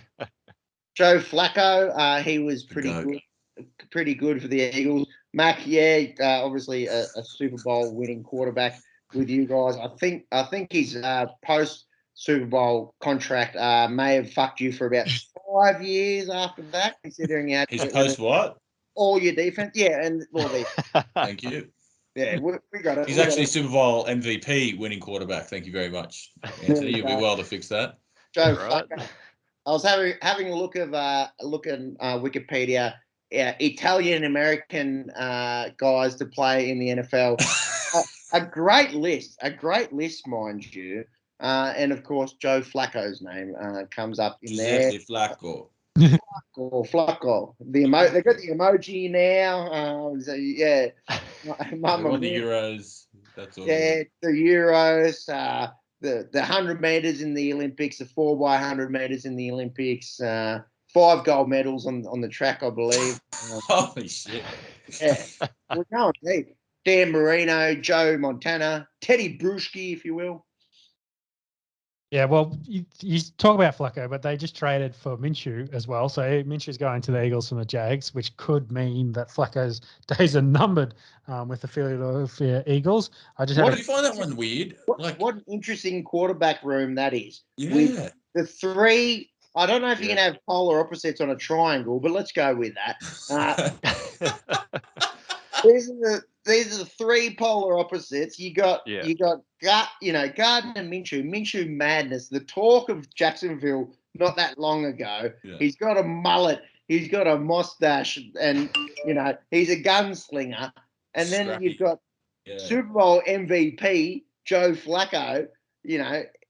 Got paid, but his best days are behind him. And then young Jalen Hurts, who, in his college career, unbelievable, highly touted, possibly gonna have some big role to play in the future of the Philadelphia Eagles. So a very interesting quarterback room there in the city of brotherly love. Yeah, definitely. So I want to Jalen Hurts in both of my fantasy drafts so far, so I did not love that trade. Yeah, maybe short lease, but 2 interesting points for this. Zach Wilson, of course, is going to be QB1 for them. What was interesting was Trevor Lawrence and Mac Jones both been QB1s. I don't think Trey Lance was named as QB1. I think Jimmy G is going to start for them. But of course, and we've got it down here further, but Justin Fields also not named QB1. So it's interesting that both Fields and Lance not getting a chance to start, whereas the other guys have had the chance to start. Different clubs, different situations, but I thought I'd mention that. Well, also was interesting that brings for that, Jalen Hurts, Mac Jones, and Tua all played at Alabama, all starting QBs. Then they've got the 4 first-round wide receivers all in the league from the same team. And I think that was the offense. Yeah. Yeah. They were all on the team at the same time. That's so sick. Yeah. I think they had 6 first-rounders as well from that team. So, unreal Alabama team they put together. The quarterback room are all starting this weekend. And it was 5 years ago or something, 4 years ago, the 3 of them. Yeah. So sick. So we'll move on from there. Chiefs versus Vikings. Kirk Cousins, couple series. Mon got the rest of it. Patty Mahomes played a little bit, played like Patty Mahomes. Kelson Hill got a few touches. Vikings have sucked through preseason, and the Chiefs went 3-0. Take with that as you will. Kirk Cousins, famously one of the unvaccinated players, so I'd be interested to see how that plays out through the season. Not much to say here. Vikes didn't play any starters really throughout the whole preseason, so nothing really huge for these news for either of these teams either. I don't think they've moved many guys. Bills pack. So Bill shut out the Packers with 2 different. So this is the classic 2 different approaches. Josh Allen, 20 of 26. I think this is the only game time he got during the preseason as well, but he absolutely smoked him. We played a full half. Yeah, and then Jack Fromm came out and then took over. No starters for the Pack. They went 0-3 through preseason, 3-0 for the Bills as a comparison. What do you think of the wide receiver room for the Packers there, Peppy? Yeah, well, just having a look before the show, they've cut Equinemius St. Brown, who I thought may have made the final 53-man team, but they drafted Amari Rogers out of Clemson in the 3rd round. He saw a lot of action this preseason, and props to Malik Taylor, who I think was an undrafted guy. He's been on the practice squad and was on the team last year, but had minimal impact. Both those guys go in. Hard to gauge where they're at, considering pretty much the whole preseason. Well, Rogers didn't play a snap. Jordan Love saw a fair bit at quarterback, and then a lot of the defensive starters, a lot of the offensive starters didn't play. We didn't see Devontae Adams. We didn't see Aaron Jones. We didn't see Zadarius Smith, Jair Alexander. The list goes on. So very different approaches, like we've spoken about before in this potty, as to how different coaches kind of see preseason. Maybe they get off to a slow start in the first few weeks. But as a Packers fan, that 0-3 start in the preseason, not too concerned about. I think they're the best team in the NFC North. I think that yeah, and outside of the reigning MVP, people sleep on Aaron Jones. Aaron Jones is a top 10 running back. Devontae Adams, if not for a man named DeAndre Hopkins, is the best receiver in the NFL. When we'll get to that. We'll get to that in a second. Their defense is young and just keeps getting better. Jair Alexander is a standout corner. Zadarius Smith is becoming one of the premier pass rushers in the league. And Kenny Clark didn't make that top 100, but he's right up there at the defensive tackle position. None of them have played a preseason, so maybe there's a slow start, but they'll be there or thereabouts for an NFC championship again this year. They have good team. I think they can afford to. I think that division's weak is piss, to be honest. Yeah, Chicago might be a little bit flashy, but without having they're going to be changing their quarterback at some stage during the year. So I think they can afford to warm up. You're 100% right. Detroit are horrible, and you'd think Chicago and Minnesota probably won't be bothering anyone this year. No. So divisionally, they don't get too much of a challenge. And that might have been the knock on the Packers the last few years, in the fact that they've made 2 NFC championship games and lost both of them. Maybe not enough quality opposition to face beforehand. But look, I think they win this division quite comfortably, and I think a lot of it comes down to the postseason. Yep. So the next matchup, we had the Ravens taking on the Washington football team. There wasn't a huge amount of stuff to talk out of this. Of course, J.K. Dobbins being the massive news with the ACL injury. Mac, in a quicker speech than what Peps gave us for the Packers and stuff we haven't already talked about, do you want to give any other thoughts on where the Ravens are going? Oh, no, they pants them. I think they won like 4 touchdowns or something. So, 20 in a row, like I said, J.K. Dobbins, that was the big story coming out of that. Lamar played his first bit, looked really good, hit up with Mark Andrews. That Tyler Huntley, the backup, he's like a bit of a Lamar carbon copy. They were friends in high school, so anytime he does something good, Lamar's like cheering him on the sideline. It's really cool to see. Good, man. It'll be them or the Browns. Yeah. If I was a team, I'd like if I was Pittsburgh or Cleveland, I'd try and sign him for the scout team or something to try and help play against the Ravens. But it'll be them or Cleveland. One will be a wild card, one will win the division. Yeah, the Dobbins injury is just so massive. I love Gus Edwards, but I don't know if he can be an RB1, especially without a solid backup. Again, like we were saying off there, Todd Gurley is there. Baltimore native, has tried out with the team, so it'll be interesting. I think Lamar really balls out this year. Everyone's off him. People think that, he's sort of a flash in the pan. They forget he was a unanimous MVP 2 years ago. I still go really well. The defense is stacked. But, yeah, as for Washington, they've got a good day and not much else. Their defense looks great, to be honest. Right, they got Ryan Fitzpatrick, so they're going to be a lot of fun. And I've got Terry McLaurin and a couple of fantasy teams as well, so hopefully it's Scary Terry here as well. So the next matchup, we had the Bears taking on the Titans. Not much to write about on the Titans at this moment. They're dealing with COVID. It's probably their biggest issue. The Bears, on the other hand, of course, named Andy Dalton as their starter, and they do have Nick Foles. Speaking of interesting quarterback rooms, they've got the 2 old journeymen, and then they got the young flash in the pan being Justin Fields, who also, again, looked good for the Bears. So I don't think either of those 2 are going to be long for that team, with Justin Fields going to take it over at some point. Probably when they start 0-3, they'll switch to Fields. Yeah, like Fielders look so good. It's just a bit confusing for mine. I still rate Andy Dalton. He probably is a starter, but I don't know. Like Matt Nagy, this is their last year. Like for Matt Nagy, he has to do something this year. So you'd think, maybe it's kind of like, I've got the young quarterback in my back pocket, so if things aren't looking great, I've got one more card to play. Whereas if you start Fields and you shit, I've played all my cards. Like, Andy Dalton's not going to save me my job. If they can go 3-3 with Dalton and then bring in Fields and make a wild card run. Yeah. But they play the Rams week 1. So I don't know if that had anything to do with Nagy. Save Justin Fields from getting belted by Aaron Donald. Yeah. That's my only thinking. I think we see Justin Fields within the first 4 weeks of the NFL season here. I agree to that. The next matchup was Bucks taking on the Texans. Texans are going to stink and probably go on 16, as previously said. Monks, what do you think of the Bucks? 17. Not much here. Like you said, Houston is going to suck this season.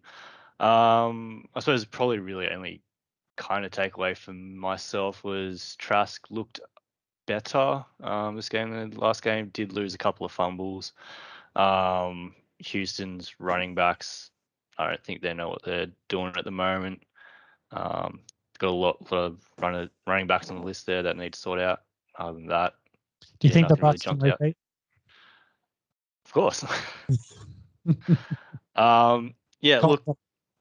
Well, it's going to be interesting. They kept all their starters. They kept all their starters. Saints are going to have an interesting season this year, so that division's going to be. It's going to go one way or another. I think Tampa's going to be clear favourites ahead, or they're going to be vying for it with Saints.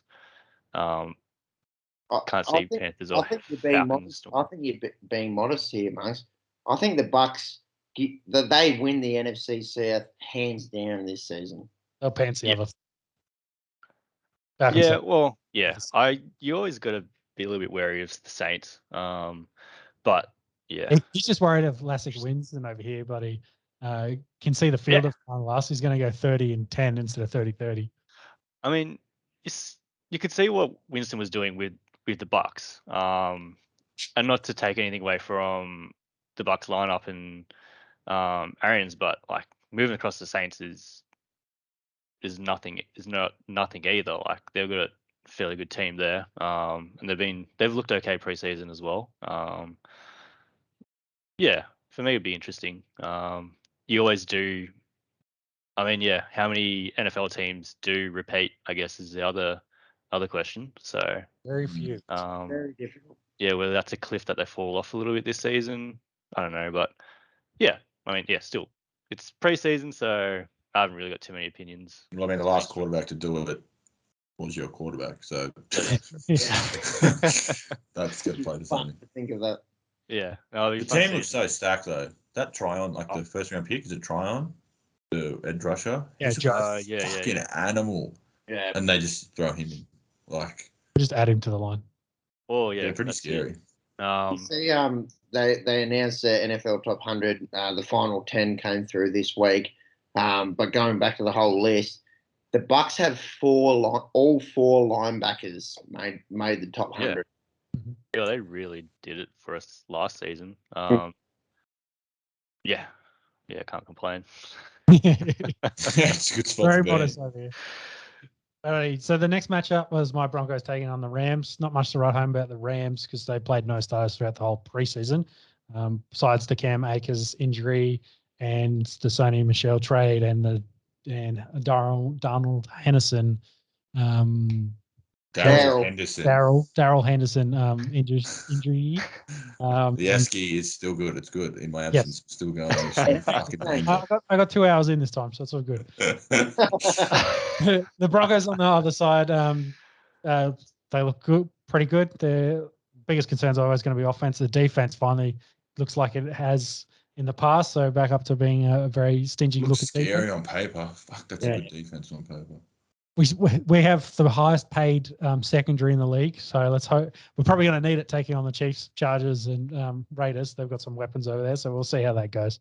And a healthy Miller and Chubb will be very interesting because we haven't seen that for extended periods. In total, over the last 3 years, they've played 20 games together, I think, in total. Yeah, right. And their numbers compared from that versus where there's just one of them, they're significantly different. So hopefully both can come into the season raring to go. Von looks vintage Von, so I'm really excited to see how that team goes. Seahawks taking on the Chargers was up next. Nothing much to write home in this game. Really no starters. The Hawks did it easy, 27-zip. No injury news out of that one. We may as well get stuck into the Jags and Cowboys. Mm-hmm. Trevor Lawrence played a bit. He had he had more touchdowns than incompletions. He looked like a number one overall draft pick. And I was thinking that Hard Knocks boys on the Dallas Cowboys would be interesting. It didn't win a game. Have you copped any of it yet? Yeah, I've seen the first 2 episodes. Yeah, I really like Dak Prescott. I think he's a stand-up bloke. He's obviously a weapon. When he went down last year, he was leading. I think yards he was on top of in the NFL, and was on track for like 6,000 yards or something. Yeah, and up there for touchdowns. Their offense, if they all stay healthy, should be there or thereabouts for the best in the league. Yep. Yeah, they got first. Definitely. Actually, no. He's Gallup first round. No, he was the second, wasn't he? I think, yeah. Gallup would be a wide receiver one on a lot of teams. If he's their third receiver. If Michael Gallup was at the Detroit Lions this year, we'd be talking about, mate. He's a third round in your draft. Get around Michael Gallup, but because there's guys like Amari Cooper and CD Lamb there, and you've got Ezekiel Elliott and that line. Maybe the best offensive line in the NFL. They'll be firing offense. And look, drafted well on the defensive side, obviously. Gaping holes last year, but what do we think? Do we think they win the NFC East?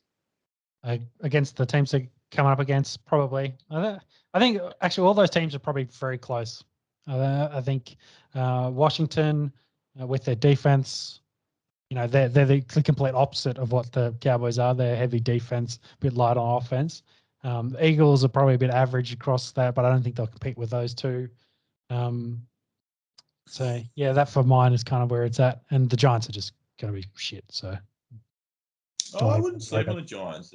On paper, they've got quite a good team, but it's purely on what Daniel Jones does. Does he make a leap in year 4 now? 3, I think. No. He's the same. He might be 3 because Lamar's 4. Oh, Lamar's 5. He was a year after Lamar. Yeah, so it must be last 3. year. So you know now. You'll know halfway through the season if Daniel Jones is your quarterback. Yep. They've got everything there, but they bought well, so they just need to put it all. I think we can all agree that division is going to be stink no matter what for another 12 months at least. Yeah, it must actually.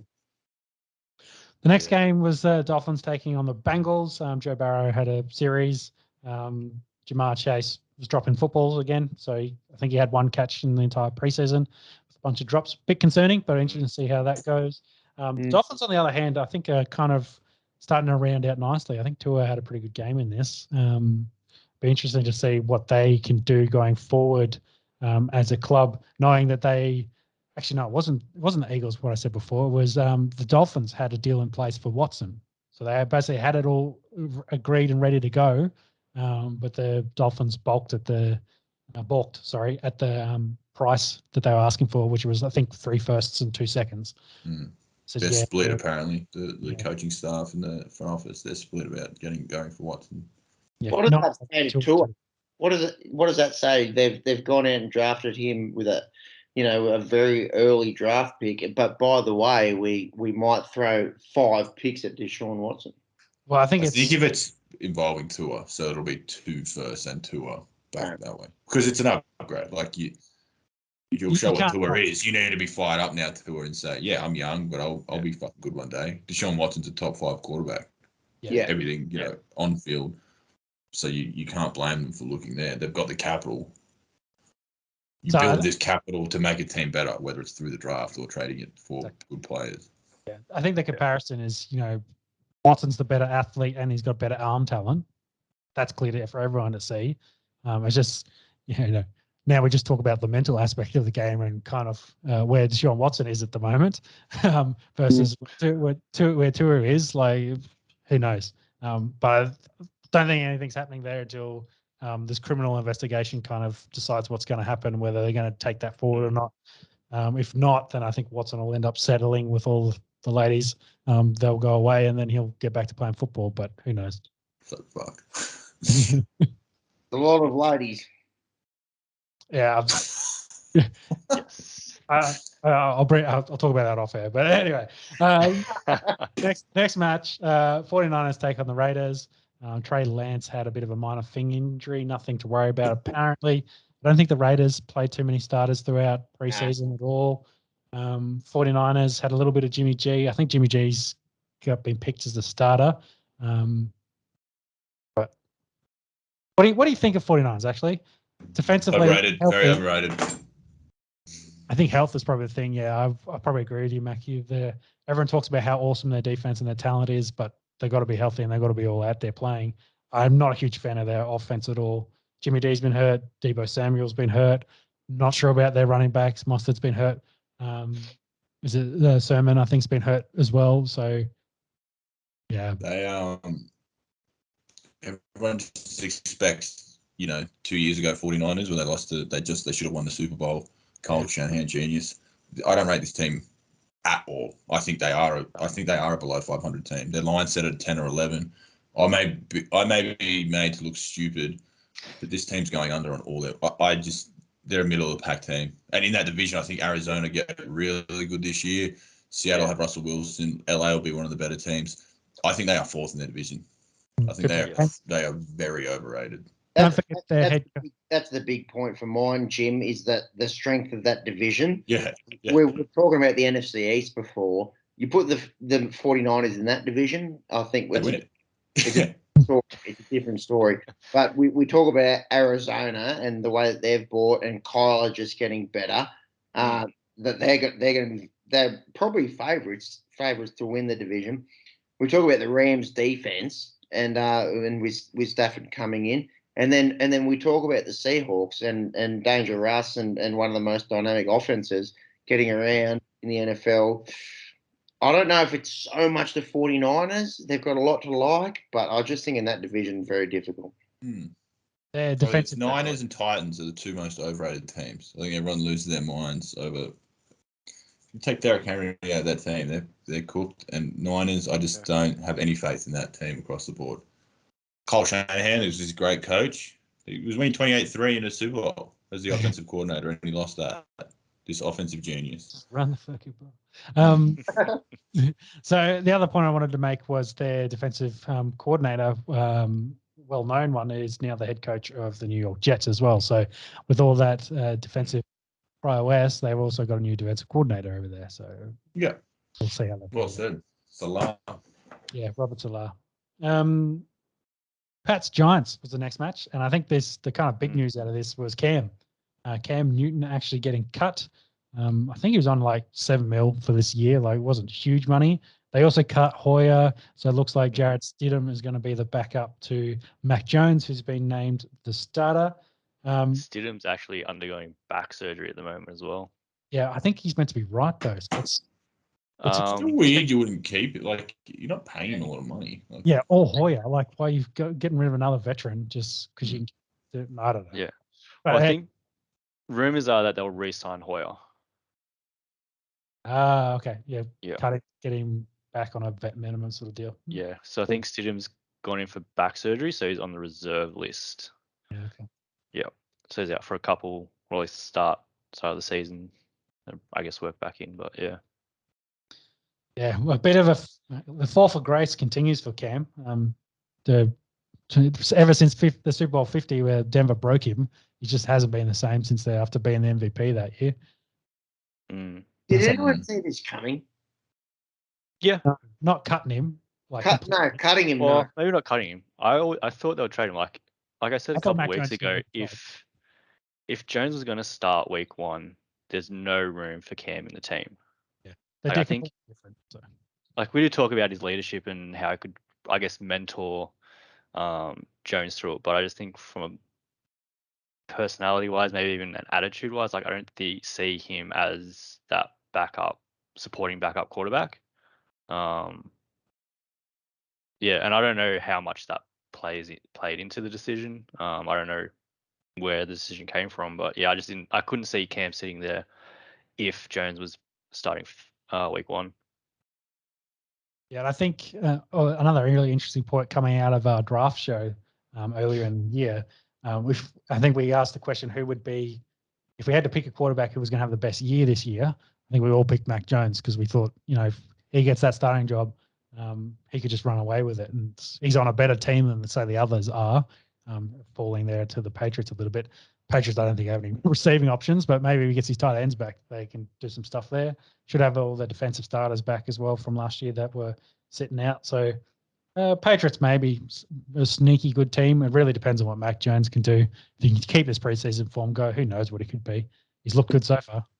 Yes, yeah, there's no arguing that. I just want to talk about the 2015 Denver defense and how awesome they were.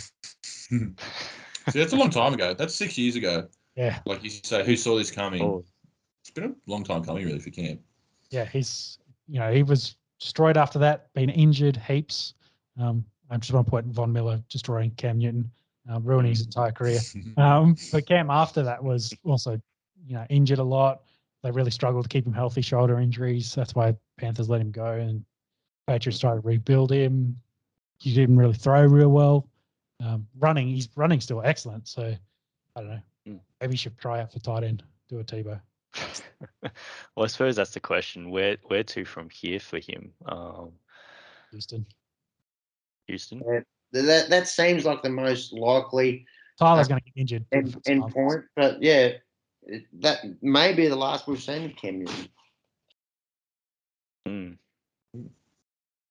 Yeah, bit of a sad end. MVP to nothing straight after it. That's it. Well, yeah, we were talking about running backs a little bit earlier. It seems like the same thing with some of these quarterbacks as well. Cam is technically a running back playing quarterback. I'll put that out there. First of his kind of generation. Like, he was a good quarterback, but he also ran a fuckload. So he was a defensive end playing who was one of the best red zone rushing options at quarterback that's ever lived. Yeah. And let's not sell him short on that. And a former NFL MVP. No, definitely. But yeah, it's weird how it can change. Yeah. To finish this off, Browns took on the Falcons. Not huge amounts of right. Falcons suck. Browns didn't play any starters. Still went 3-0 during the preseason. Looked like they've got a good squad. Falcons not so much. And the last game was the Cardinals taking on the Saints. This game, of course, was cancelled due to the hurricane Ida hitting the Florida region, unfortunately. So hopefully everyone down there is okay. Peace out there. Oh, he disappears to go to have a wee break. But we're going to talk very quickly about the NFL top 100. The top 10 was announced. Had Mahomes at 1, Darnold at 2, Rodgers at 3, Henry at 4, Kels at 5, Adams at 6, Brady was 7, Hopkins was 8, TJ Watt was 9, and then Allen was number 10 to round us all out. Yeah, it's interesting. Two defensive players, so that's where the game's at now. Yeah, it's hard to. It's so subjective. You can make this all you want. I think Rodgers probably is on this list. I think Rodgers is the one stiffed, just because he's had an MVP year last year, and he's still the second quarterback. I understand Mahomes is the generational talent, but yeah. See, my point was going to be: don't you think Mahomes is so streets in a way the number one player in the game at the moment? Oh, he's by far the best quarterback, but statistically. Yeah, he didn't even win MVP. Like, the guy who won MVP is behind him. But I think if you polled anyone, they'd say Mahomes for anyone with, without being biased to their own team. If you had to pick like a quarterback Mahomes to start a franchise, you pick him Mahomes. Yeah, 100%. Just that sort of, I guess, field test where you don't look at the stats or anything, you just based on gameplay.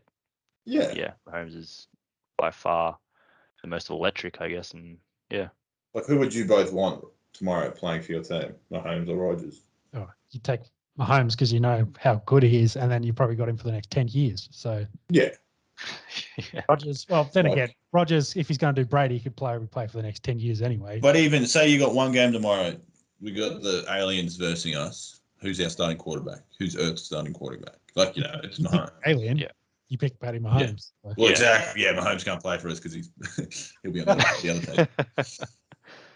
I just think I think he'll be number one player for the next 5 years, which it'd be pretty cool. Who's been number one the most? It'll be him for a long time. And then again, I think Donald is so far and away the best defensive player. Like, is it 4 of the last 5 or 3 of the last 4 defensive player of the year? I think it might be 3 of the last 4. 3 of the last. No, I think you're right. 4 of the last 5. I think he's won 3 straight, and he's missed 1, and then he won the one before that. Like, he's just so dominant in the middle; it just wrecks the game. Yeah, and you think, oh well, if we just draft a good defensive tackle, no, that's not how it works. There is no Aaron Donald. Aaron Donald, you can't build your organization around trying to get an Aaron Donald because there is no Aaron Donald out there. By all accounts, Aaron Donald won Defensive Player of the Year last year on a down year compared to his previous years. Yeah, it's that was my only argument against Donald for the Defensive Player of the Year, because he wasn't as good as he was when he won it. So still his own competition is himself. So, but the rest of the list, you can slip them up and down however you want, your personal preference. Brady's interesting because like I think we all say he's the best of all time, but is he? I don't know. He's still 7th on this list at age 97. So. Well, you pick talent. You talk to guys, and if you're talking talent, Brady's talent isn't athletic. It's what's between the ears. That's his talent. Yeah. That leadership capability. That's one of one. Yeah, one of one. By far one of one. Which Allen was it? Are we talking Keenan Allen or are we talking? I'd imagine it's Josh. Josh Allen. Sorry, Keenan no, Allen's doing I was very trying- well I to was be trying to work top out which 10. Allen it was. And I've Zero did. Josh Allen. Yeah. So there was 4 quarterbacks in the top 10. That draft's so interesting. Like it went. Baker 1, Yep. Darnold 3, Yep. Allen 7, Rosen 10, I think, But and then Lamar's 32. I think he was 12. I think Rosen was 12. I'd do a skull, Anyway. but he was 10. Semantics, because where's Josh Rosen? Oh, Cut. he signed with someone. He did Falcons, sign I with someone. With the Falcons. Falcons. I knew red. I saw red, but I was like, Yeah. it wasn't the Cardinals because they cut him.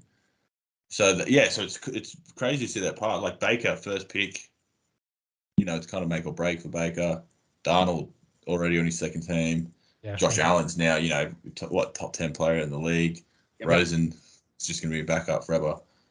And then Lamar was at the back end. So I might start talking about Lamar. But, you know, 5 guys in the same draft. 5 different paths. Pretty cool. Oh, definitely. And they'll be Rosen- compared forever. So Lamar was my favorite in that draft class too, by the way. Yeah. Rosen was picked number 10. Yeah, I just checked it. He was 10. let's go. Let's Let's go. Any other thoughts on the NFL top 10? No, all Cool. deserved to be there. Yeah. Some thoughts on our receivers list. I did mention you boys in the chat today.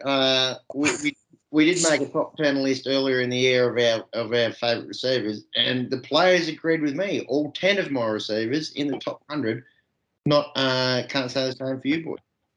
It wasn't about the top 10 players, Peps. It was the top 10 receivers. So I put Odell in mine, so that was probably silly, but we'll see. Hey, bounce back year. He could be straight back in there.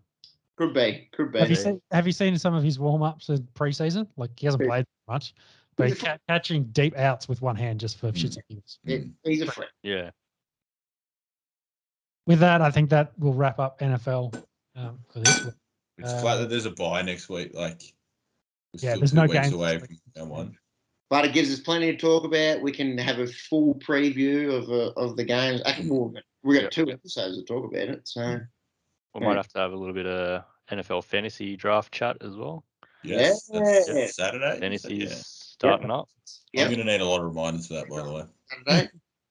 Boys, You'll get it. say to people that draft before the last preseason game, what's going through their head? Because as we saw this weekend, it can really change the whole season for a few players. People are busy, Tone. Yes. Yeah, not everyone's stuck in lockdown. Yeah, exactly. Okay, let's move into the final round. And the kickoff our final round, we're going to talk some boxing, the big boxing events. There hasn't been a huge amount of UFC. There's been 1 or 2 fight nights, but nothing really major to talk about. But in boxing, we had Jake Paul versus Tyron Woodley being the main card over the weekend. There was a few other boxing fights on that. Probably the other big name was Tommy Fury, which is, I think, what's possibly Jake Paul's angling for next, if he can't get Canelo. Should it? Let's talk about Jake Paul versus Woodley. Ended up in a split decision. Fight wasn't toted to go the full 8 rounds. Everyone thought there'd probably be a stoppage at some point. Did go the whole 8 rounds, went to the judge's decision. No championship rounds in this. What do you guys think of the fight? Bit boring for mine. Yeah, it was a bit boring. Yeah, they both had a crack. I was very, very interested to see the odds beforehand. Had Jake overwhelmingly to knock out Tyron. That was the bet. Yeah, and I thought the distance was the cash there, and it did go the distance. Look, not unanimous either. For mine, Jake won the fight. He was more aggressive. He got on the front foot more than Tyron did. But it was perhaps closer than the results suggested. No, split decision. So that shows you how close it was. Tyron laid the best shot of the match when he fucking put Paul on the ropes. That was massive. That was good. But other than that, Jake just looked a better boxer, which I guess he is. Woodley's not a boxer. Yeah. It's kind of gross to think that Jake Paul is a boxer, but He's actually, maybe people need to stop sleeping on him because he's actually pretty good. And like Ben Askren and Tyron Woodley are fighters, not boxers, but they're fighter enough, they're boxer enough that you actually have to credit him for beating these guys. Yeah. They're not scrubs. They're good. They're both fucking old blokes that are way past their primes, but he's beaten them and their names that we know. So, yeah. For me, watching it, I think you hit the nail on the head with it being a bit boring. Was the Jake was content to counterpunch, and Woodley really wouldn't push the action and cut him off and land any big shots. Well, try to throw shots. He did land the most power punches, but he didn't throw as many power punches as Jake. So take that as you will in the eyes of the judges. Technically, from a pure punching perspective, I thought Woodley had better technique, but it's a bit hard to say when you're not throwing the volume. So I think he needed more volume to probably push those judges to vote for him because otherwise Paul was just ranking up rounds, winning points. Do I think Jake Paul goes out there and beats Canelo? Fuck no. but a boxer, like he won't beat a boxer. No. Yeah, well, so Tommy Fury, I mentioned it in the intro. There was on the undercard when he's in a decision as well. Probably dominated. Probably should have done a bit more to finish that fight off. But he's the chat for the next one for Jake to take that on because Fury got a bit of the Love Island following after being on that show in the UK. And of course, has got a well-known cousin, I think it is. I can't remember the exact relation. Stepbrother. Yeah. There you go. Tyson. He's a good-looking rooster. I'm glad he was on Love. He's pretty good looking. Yeah. That was my takeaway as well, Peps. Mate, don't worry about boxing. You keep everything up here intact, and I think Ralph Lauren or Hugo Boss or one of the other, Pornhub. They are doing one decision. The one that was good during the fight when Connor, did you see what he tweeted? Negative. He just tweeted salivating. That's what he said, was salivating. Yeah. And then Jake was asked. Yeah, Jake was asked in the conference. He's like, Connor was tweeting during your match. And he's like, Connor's, got to sober up. He's just worried about his alcohol. He's one fight in his last 4 years. I'm 5-0. I'm on the up. He's on the down. I'd love that. Yeah. I don't care how much Jake Paul gets paid. I want to see Connor fucking land a couple lefts right in his face. Someone has to do it eventually. But hey, but again, the size difference. Like Connor is a lot smaller than Jake. Yeah. I would love to see Jake Paul call out a boxer of his size. Yeah. Well, put it this way: Canelo's a 2. Canelo's a fair bit smaller. Yeah. Because he'll dust him. I hope that fight happens. Yeah, pure talent-wise, he'll dust him. I don't think Canelo's going to take it, unless they're putting 100 mil on the table. But who knows? We'll see. So that's probably it. Tommy Fury, Conor McGregor, Canelo. They're the kind of guys on the list of potential next fights for Jake. He's going to keep doing his celebrity fights and making bulk cash in the process. Why not? True. Why not? Boys, run us through the F1. It was one of the weirdest races I've ever seen. Casual fan here, full disclosure. But I didn't realise you could win an F1 race after 2 laps. Run us through it. Yeah, so it was pretty crazy. It was in Spa, it was in Belgium. The entire race weekend was wet. Quali was completely wet. So Norris had a big crash. Ricciardo finished 4th. You had Russell in 2nd, and Verstappen was 1. Hamilton was 3rd. I think we talked a little bit last week. No, maybe we did cover it, and with Vettel kind of coming up to Lando after the big crash and just saying, "Hey, how you going?" Making sure he's all good. Then we had and Vettel was annoyed. We wanted the race red flagged at that point. But then we get into the actual race day, which, as you mentioned, Pets, was the silliest of all time. They lined up to have the race. It was raining. It was raining all day. They did some warm-up laps, formation laps. It was raining a little bit, and then the rain throughout the day just got worse. So essentially, you got maybe 3-4 hours worth of coverage. As we lose the Mac there for a minute. We've lost the Mac. That's right. His internet's fucked up. Hopefully, he can just join straight back in. Yep. But So I don't know how much he would be adding on these F1 conversations. So we'll keep powering through. If he loves technical regulations, the 3 to 4 hours worth of F1 coverage, that is probably all they talked about throughout the time because they weren't sure if the race had started or if it hadn't, how much time they had to complete the race, etc. But in the end, on top of that as well. So before the formation lap, Sergio Perez crashed. So before the race even started, so he had retired from the race.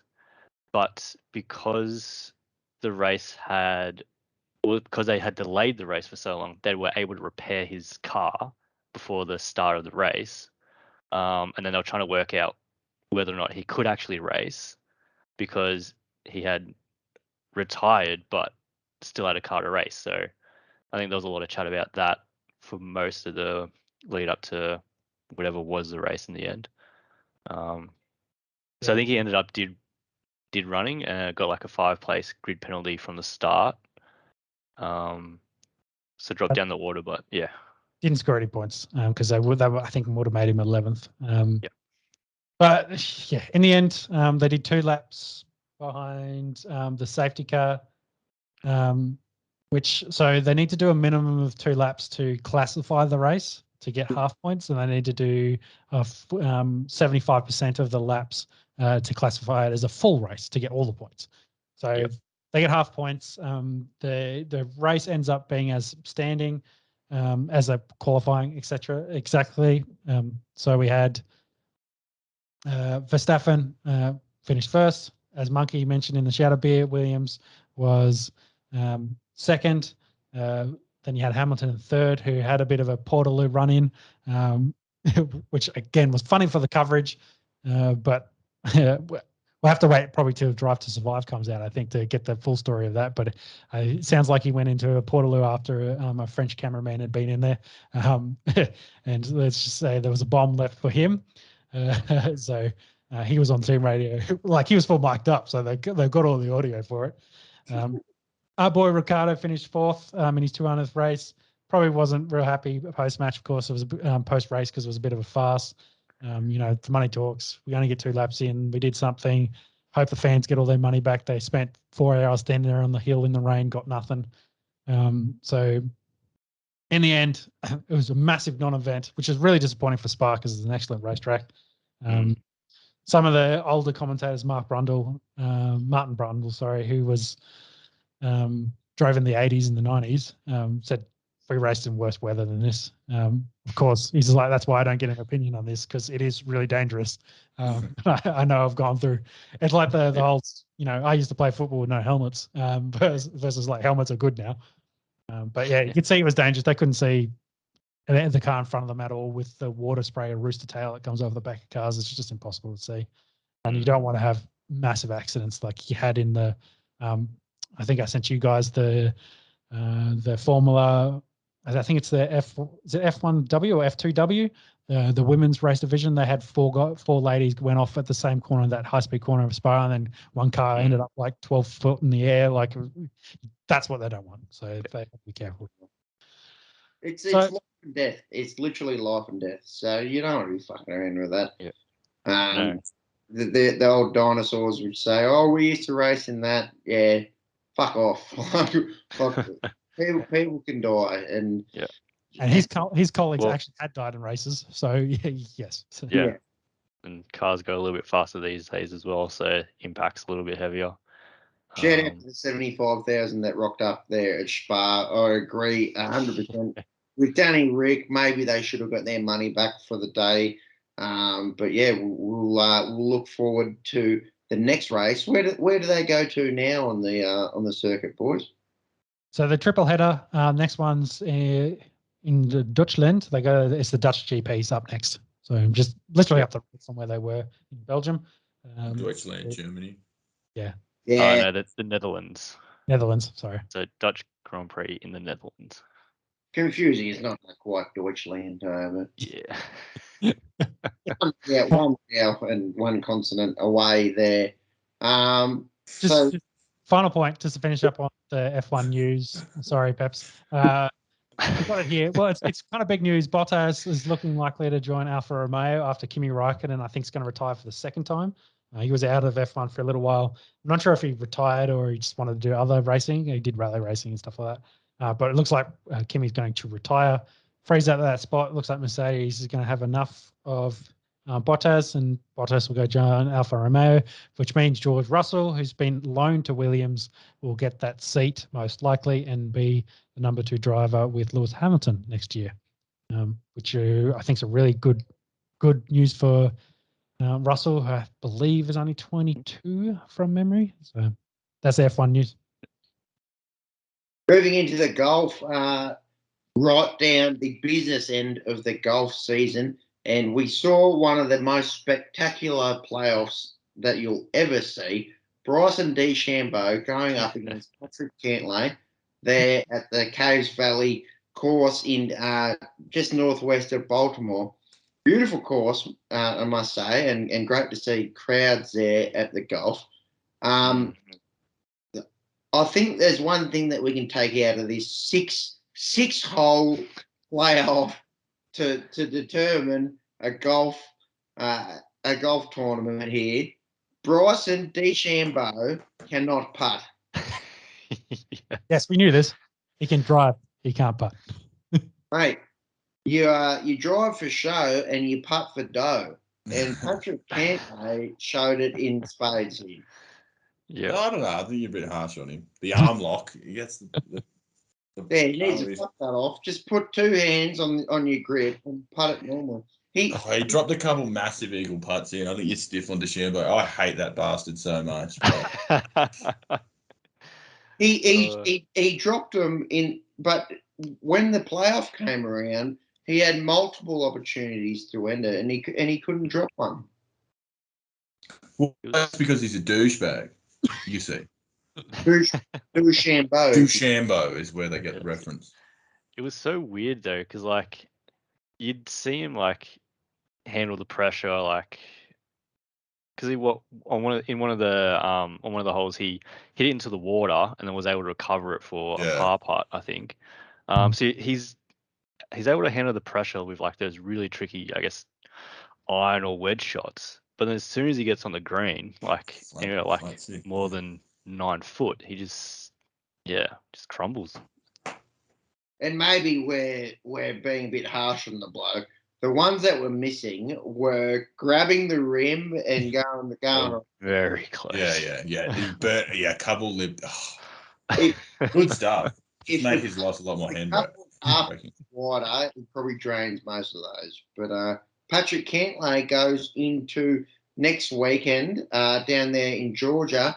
It's a staggered start, so he'll start 2 shots ahead, and then I think Rahm and DeChambeau, a bunch of them on his tails. Only 30 of them to play this weekend. The winner takes home a cool $15 million. Not bad. Hey. Pretty cool concept. Yeah. Good money for a real winner. nice. Yeah, wouldn't mind that. I wouldn't mind coming 30th. Yeah. Got 2 more to finish up. EPL was up next. How quickly things can change. We talked all about Man City, with Ronaldo going there. 1 day it changed. One day. Well, a couple of hours. I think it was overnight for us. We went to bed, woke up, and then he was at Man United. Locked in, and then It sounds like Ferguson got on the blower. Oh, yeah. I made a call straight to Madrid. Turin, sorry. Sydney. Yeah. Got him on the blower and just said, hey. Where were all your memories, mate? Yeah. Yeah. You want the legacy, don't ruin it. It's brilliant. It's great. It's going to be so sick when he comes back.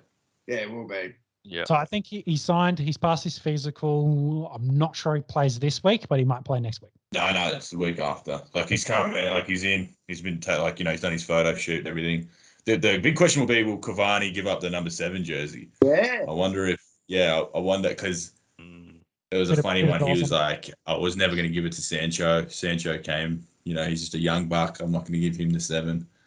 He hasn't even been there 12 months. So, this is a guy who, the best number 7 United have ever had. So it'll be very interesting if, Ronaldo pushes for it, or it's just very exciting. No, It's exciting. he's going to get it. He will get the 7 by all reports. You can't Sick. you can't rebrand him as CR26. Dude, no, it just doesn't have the same. Kobe did it. Well, Kobe did it. LeBron did it. Yeah. Kobe did do it. But I think Ronaldo will be wearing the 7, and I might buy a jersey for the first time in about 8 years. Yeah, I'm with you. I'm not a massive fan of this year's jersey. Is the only issue, but I might get the alternate kit that they rocked up in week 2. That blue and yellow thing. Yellow shorts for Manchester. Jesus, they look like a scrubby, like mid-table Huddersfield or something. Have some goddamn respect about yourself. It looked like Parramatta. Like a Swedish architect that was real hip and wanted to do something a bit out there, doing Sweden's away kit, and then Manchester United locked up in it. Looks like a good idea. Self-respect. Yeah, so I might get one of those on Facebook Marketplace for free to a good home. Ronaldo. But yeah, he comes back. He'll score 30 goals this year, and United will go undefeated. So that's good. Yeah. Well, my question to you is going to be: we think City's going to win the comp. Can they? No, they won't. United will win the comp. I'm very confident. I was confident before this signing that United win the comp, and I sound ridiculous. I sound silly. United are winning the league. Jim, you know what's great when you go on your Western Bulldogs rants, and I think, God, this sounds ridiculous. But then we have 2 United fans in here, and I go, yes, ham it up. Ronaldo Ballon d'Or, United do a 3-peat, 1998, eat your heart out. They win the treble. I get the Cristiano Ronaldo away kit, number 26. Yep. And we're good. Exactly right. Ravens win. Bulldogs win. United win. Lakers. Yankees. Too many tattoos there. Storm. For you. They're big chicks.